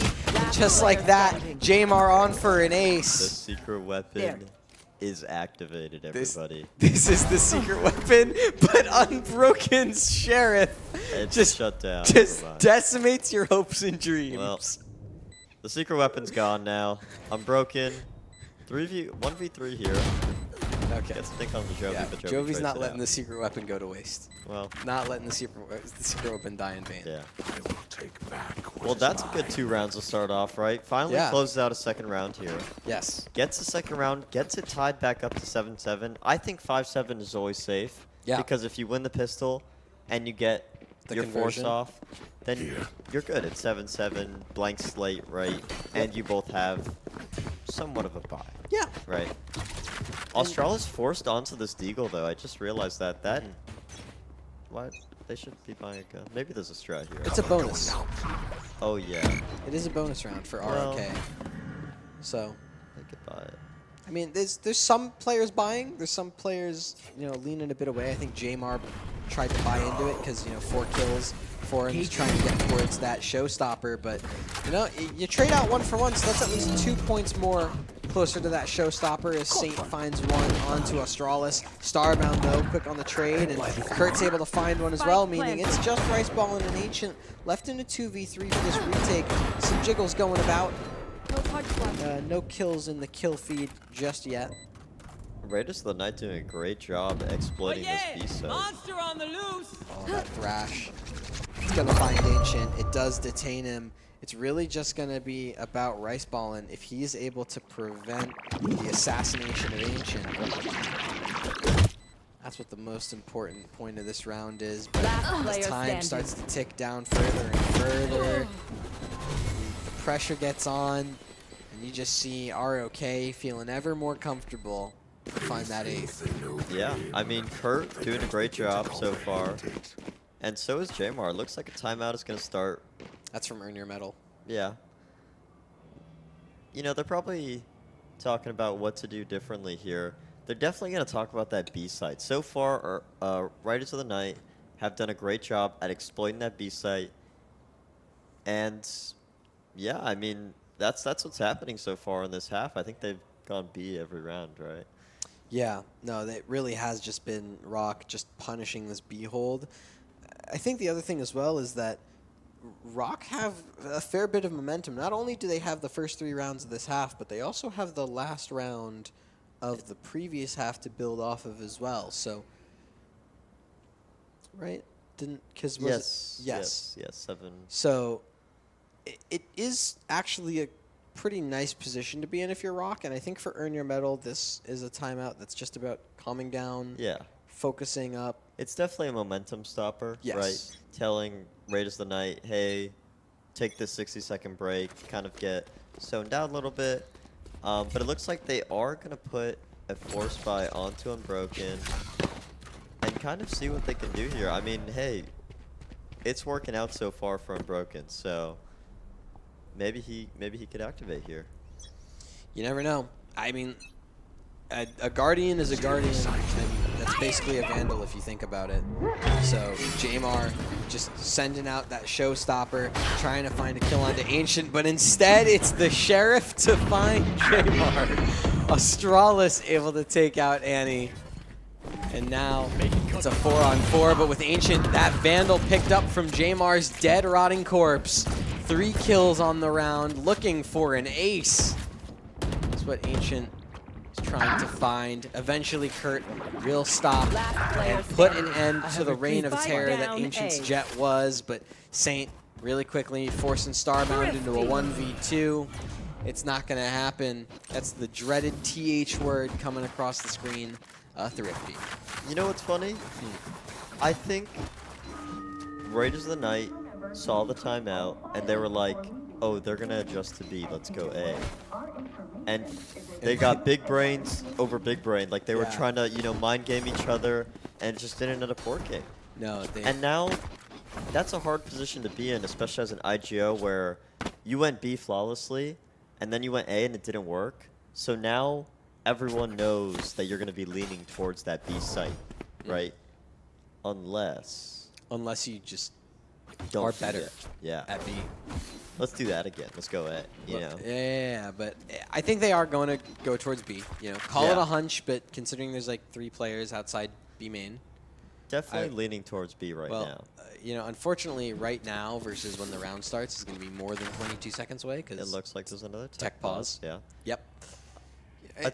I think Earn Your Medal should know that this is coming. This is maybe a kind of clear read, right?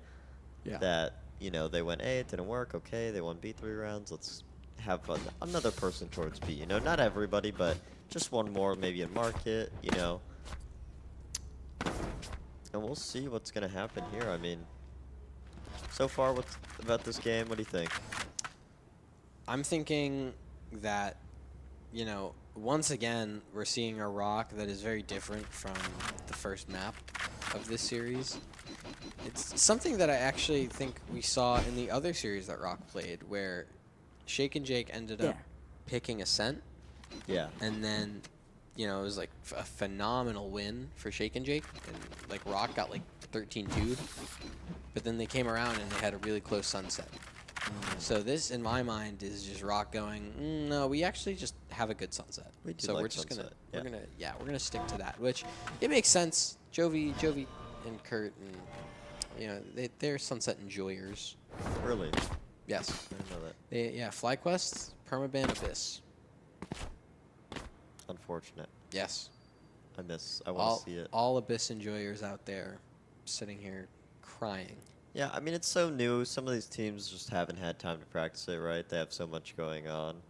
So, then you're kind of stuck. It kind of sucks when a map comes out and then there's a LAN, right? Yeah. Or just any tournament, because then you're like, do I practice this? Yeah. And then if they pick it, then it's just like, oh, God. So No. it gets a little unfortunate, Speaking of Abyss, because we haven't seen it at all today, we haven't been able to talk about it. I still want to talk about it, and I feel like we have a pretty good opportunity to do so. How do we feel about comps on Abyss? Like, what agents do you think? I think there's a lot of versatility on Abyss because it's so new. Yeah. Everyone's obviously trying out a bunch of different comps. I don't think one has particularly stuck yet, like super stuck. I was looking at the comps today. I can't remember them off the top of my head, but to my knowledge, Deadlock is pretty good on that map, right? Because you have A. Yeah. Or I don't know which side is which, but I'm pretty sure A is the one that's like. Is that the one where you jump from the one side and then there's like a No. A is like the one that's like B site Pearl, where you have like the one with the long one? Yeah, it's like the long with the elbow one hallway, and then B is the one with the nest that you jump down, Yeah. and then you would go So across B- to danger. Deadlock is pretty good on B because you have the wall, right? Yeah. And you have trips that are forced to proc, right? Because if Yes. you jump from that area onto the site, you're forced to proc that trip, right? Yeah, because of the noise, like Right. what we saw on Bind Yes. from the deadlocks that would place their. Under hookah. Yeah. Yeah. And then you're in a good spot as Deadlock to fight that person stunned because you have the box on the side leading to the mid choke point where you could just jump up and kind of, shoot them, leave, headshot angle, right? I think Deadlock's good on the map. I think Jet's pretty good on that map. Ray's not so much because you're going to throw your Raze nade off the map a couple times, right? Yeah. Jet's good. Omen's good because you have TPs. This map is super mobile, right? So you kind of need someone with a lot of movement abilities, especially on both sides, actually, because there's somewhere to jump up on both sides. Yep. I like that map. I think it's cool. I think it's different. It's going to be, a little bit of an experiment. I think for initiators, Sova is pretty good. It's new, so anytime a new map comes out, Sova is always like Experimented with. Yeah, the first pick, All the lineup Larrys going in. The only thing is pretty vertical, so kind of like Split, where Sova Yeah. isn't played because of the verticality. But I feel like Abyss almost reminds me a bit more of like Pearl. Yeah, it's So- like Pearl. Yeah. Yeah. So like Sova's or like even Sunset, I think, where the mid control helps a lot with those rotations. You buy a lot of time. It forces defenders to rotate in a really, really long pathway in between sites. Yeah. So, if you have a Sova that's there that can give you the information with some of the lineups, sure, there's a little bit of verticality like you see on Sunset, for example, but it, I think there's a little... there's more verticality on Abyss, Yeah, for sure. and it's also higher. That's the thing. It changes a lot, and it's kind of hard. Obviously, a good Sova will have darts, right? But I think in terms of initiators go, Breach. Shout out to Breach. And Shout outs to that Rolling Thunder. Breach that is knocks another people character off. that's usually used when maps come out. 'Cause it's pretty easy to play, right? In most aspects. Obviously in the highest level, Breach is, you got to be really coordinated with that. Breach, KO is pretty good. I've seen some Fade, which I think is decent, right? Gecko too, right? Because you kind of need to molly if you're going to have a Fade. Yeah. I think there's a lot of characters that are viable on the map, and we'll probably see a lot, right? Neon. Yeah. That's always cool, I think. Neon. I've seen a little bit of Raze. Raze, a little Nothing. bit. Yeah. Nothing too crazy. Because right, like you said, you don't want to throw your Raze nade off the map and then look like that silly little guy that threw their Raze nade off the map. But yeah, I've seen a little bit. I've seen some Yoru Yoru I could see, definitely. because of how long the rotations are. You can just you know, especially with an op, Yeah. the super mobile, teleport across to the other side. You know, you don't really need to play it like super aggro, like you're playing like a jet op. Yeah. You can use Yoru. I've seen Harbor get experimented with, Harbor. especially over towards that B site with that Yeah. wall, because you It's can kind of like, you can carve it up in a really interesting way where you block off Heaven and you Yeah. also block off Link. I like Harbor. I think it's a cool character. Actually, I think I might have seen it in a rank game because they use the Cove. Because Plant. it's the one thing I will say about that map is that planting the bomb can be really tough sometimes. Yeah. Right. So having the Cove kind of helps you out, right? Gives you a little more barrier in planting it. Gives you some time. Gecko Harbor, throw the thing, throw a little wingman into the ball, right? And this tech pause, there's some tech no longer teching. It's been a long day for these PCs. I'm sure they're tired. Yeah. Everyone's tired. Yeah. We're tired. PCs are tired. The viewers are tired. It's true. I thought. The viewers are telling us to start the game, but Yeah. unfortunately, I got my start game button license revoked. I'm not allowed to press it anymore for the rest of the weekend. Yeah. So I mean, I'm actually JMAR secretly. oh, you are Jamar. Yeah, so I could press it if I wanted to, but but you just don't. someone want to. told me not to. Okay.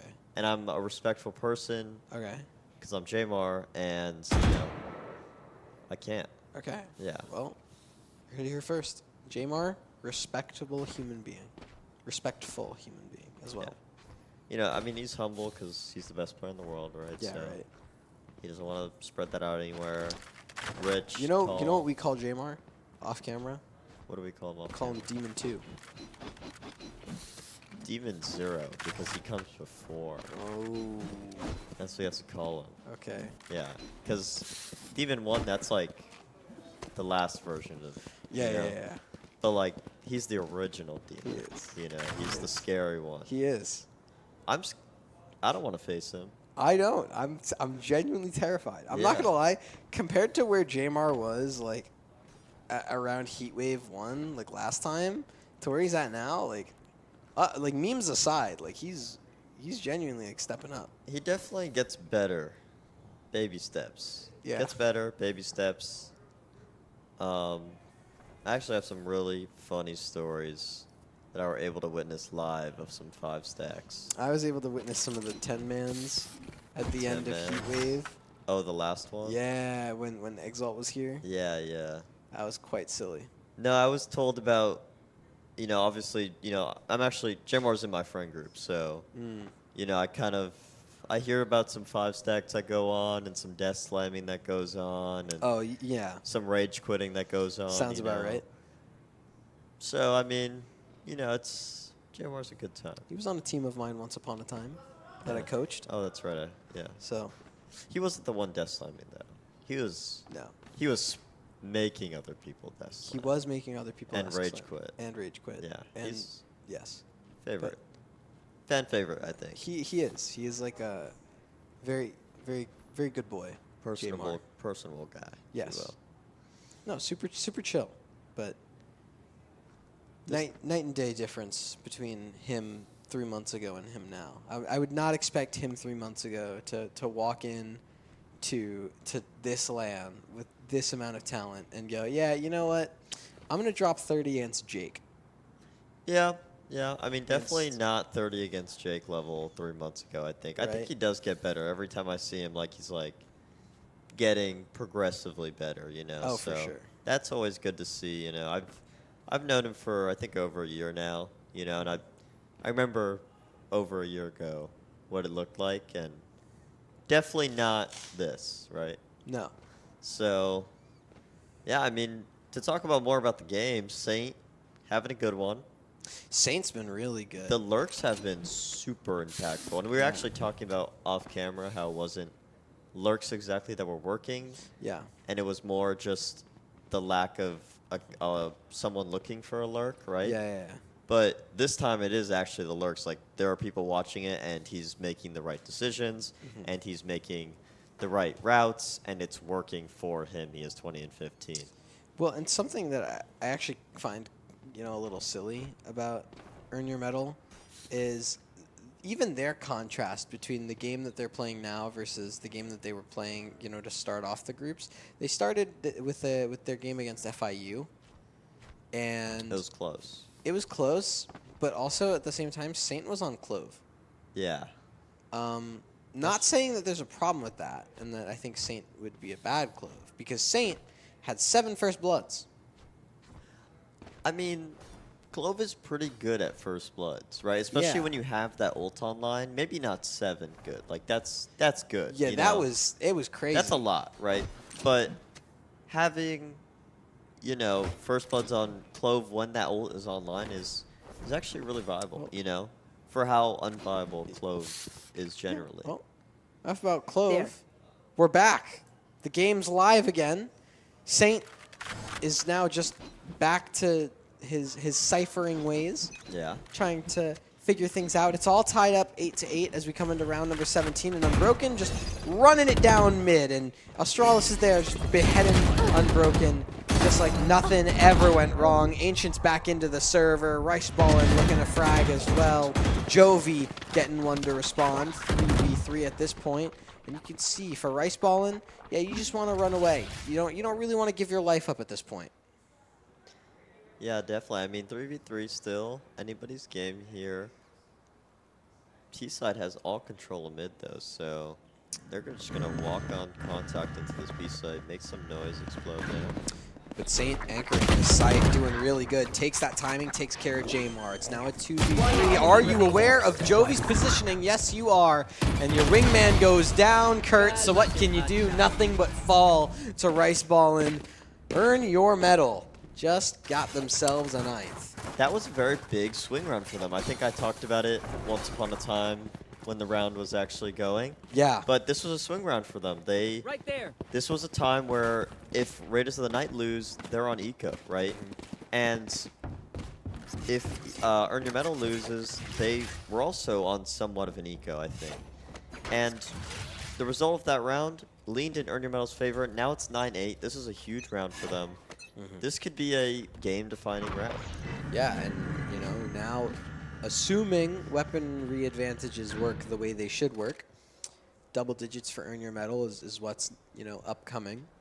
Definitely. Which would be quite interesting, but there is still round number 18 to get through first. So you can see for ROK, it's all about this current push through market, Unbroken.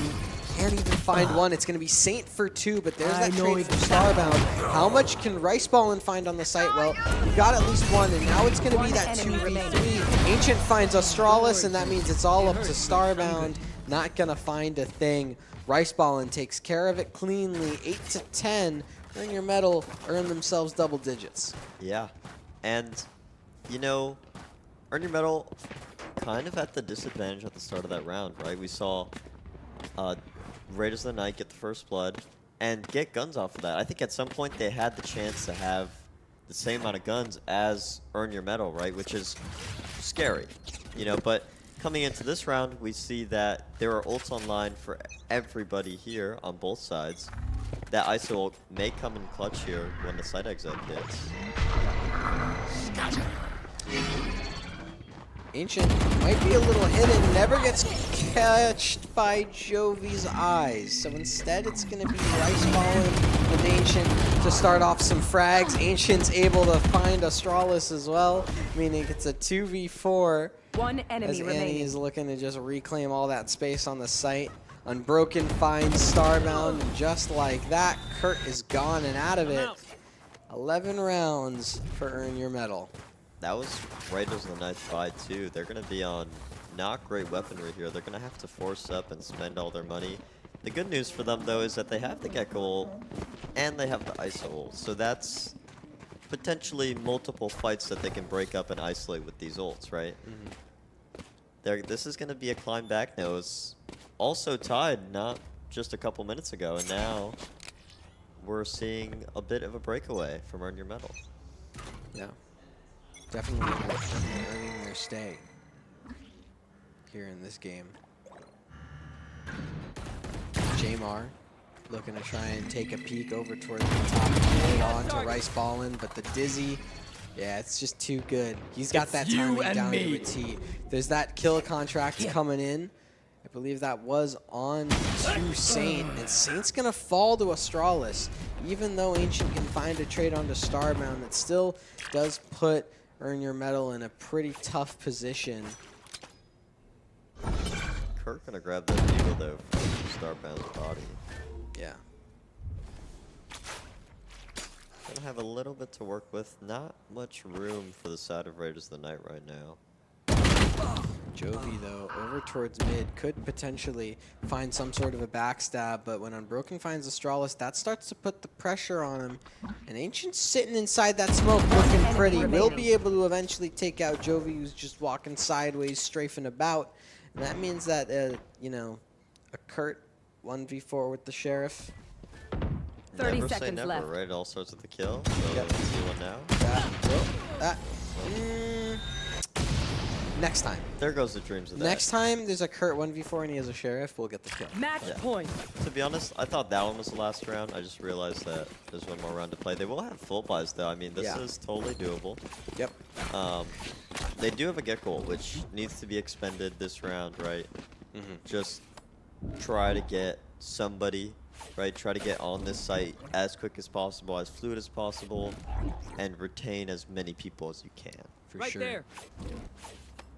This could be it for all the marbles of today, for all the glory of saying that you won the last match on stream. It all comes down to round number 21. Earn Your Medal can take this, and their day is as good as done. That Thrash comes out, and they're trying to let it follow up. Astralis is the first to fall, but Annie is the next to follow as Jamar gets that kill. Starbound and Unbroken and Jovi and Jamar all fill the feed as it's just Saint in a 1v3. And Earn right your now, medal. it's looking like Raiders of the Night is going to stay alive for one more round, right? Saint, though, maybe possible. You have to break that trip, though. Can he crouch under it? No. Spike planted. He And it- crouched under it. They don't know. Jovi's not looking for this at all. Oh, the BM from Saint. He tried to get the selfie, but Jovi's jiggle, it was just good enough. And I need this. viewers at home, never do that. Don't. Originally, I thought he was trying to see if there was anybody else there, but I think he just got so close that he was like, yeah, Yes, this should I'm do. not going to do that. I'm just This going goes to here. have, This is I'm a just nice going to, spot. I'm going to kiss this man. I'm going to give him a smooch on the cheek while I'm Yeah. here. Just give him a nice man-to-man hug. Yeah. You know, like the side hug where you like yawn and you stretch your arm out. Yeah. Yeah, that's. He was doing that. He was doing one of those, but Not now going to work it's- out for him. Jovi did not like that no, at all. Jovi was not a fan. It's round number 22 now. Unbroken in mid, around his pillar. Jovi catches him out, shot to the side of the head, takes him down. Just like that, the execute is underway. It's all going to be up to Saint in the back of the site, trying to spray away, but is down to 2 HP. It's up to Ancient to save the day over towards Market. Pops that Blade Storm, because you only need one more round. This is all you need. Those blades go a little bit wide, though, as Saint falls in the meantime. There's that neural theft, though. Kurt's able to take care of Ancient. It's a 2v3. Rice Ballin and Annie. This is Kurt, Jovi, and Astralis. Now, do they know she's on the flank? I don't know. Last All I player do standing. know is that Rice Ballin has been taken care of. It's just an Annie 1v3 on the cards. Smoke goes onto the spike, teleport into the smoke, tap on the spike, crossfire's there. Kurt, do you get taken care of? No, you don't. You find a third kill on the round. ROK have not given up yet. That was the coach classic right there. I mean, both Yeah. Jovi and Kurt sweeping everybody up. Both of them had very nice kills. I believe Jovi got the first blood. Yes. And Kurt looking real solid here. I mean, almost has the Gecko back online. Mm-hmm. That's always good. If your Gecko's getting ult every 2 to 3 rounds, that's a good sign. Yeah. Now, not to call it, I'm gonna make a new segment here called Frag Watch. Uh-huh. For the side of ROK, things are pretty even across the board. Obviously, there is a difference between like Kurt, the top fragger, and Astralis, the bottom fragger. Yeah. But for Earn Your Medal, Saint has 24. And at the bottom of the leaderboard, I don't remember who it was, has 6 kills. I mean, we don't want to hate watch, you know? No. That's why I called it frag watch. It's frag watch. Exactly. It's just You know, defense. I tell my friends, if you have more than 10 kills, it was a bad game. You know, so That's true. if we can get 4 more for, I believe it's Omen, Yeah. then you're, you know, it's just a bad game. You know, you're lagging a little bit. It's just big chilling. You know, it happens. Maybe they had the PC problem. Exactly. Yeah. You never know. On the side of Raiders of the Night, though, first blooded, but Yeah. they do have Razor ult to commit, and they don't really have much room to not commit it, right? Yeah, I feel like you definitely want to just send it, especially because of how much success you've had over towards that B site. I feel like that gives you a really good opportunity, but Unbroken taking opportunities of his own, takes care of Jody, and now it's really up to Jamar. He gets thrown a little bit back by that tripwire, and just like that, Saint finds 2 kills. It's all up to Astralis. You can't get it done. And just like that, Earn Your Medal have earned their way Defenders into win. those playoffs. Did they? I believe so. Okay. I think this was... Their second seed? I think so, yes, because I believe they beat FIU 2-1. Yeah. And then they beat Raiders of the Night. And the only team they lost to was Shake and Jake. Oh, okay. And they qualified as first seed. yeah. so- okay. So second seed. Second seed for Earn Your Medal. Very respectable. Very Yeah. good. I guess we'll see what is in store for tomorrow. Yeah. That was a great game, by the way. That was a great game. That was very close up until the end, up until that swing round where, you know, all the momentum that ROK built was killed in that swing round, right? It They were was. forced on Eco. Yeah. It was, you know, that's at that point, it's you got to start climbing back and making those adjustments. But Earn Your Medal, good job on them, right? For sure. Getting those kills, getting, you know, finishing off the night, being able to go home and sleep in. You don't have to come True. in at, you know, tomorrow at all. Yeah, I think 11 is when teams are supposed to be filing in tomorrow. So, you know, you get your rest day, you get your relaxation, your R&R. So, you know, unfortunately, we're shook his head. I think we're out of time. I think that's what we're being told. So Thank you all so much for watching, for tuning in to day 1 of Run It Back 2024. don't forget to check out the ROK Esports Twitter. That's true. In case, you know, we'll keep you up to date with all that good stuff. Make sure you tune back in tomorrow. It should be noon EST. Isn't it 2:30? Is it? I think so. It's something. 2-ish. 2-ish. Yeah, right? 2:30. All right. 2:30 is the first game, All right, then. I believe. Just like that. We'll see you all then, and we're going to be so excited to see you for it.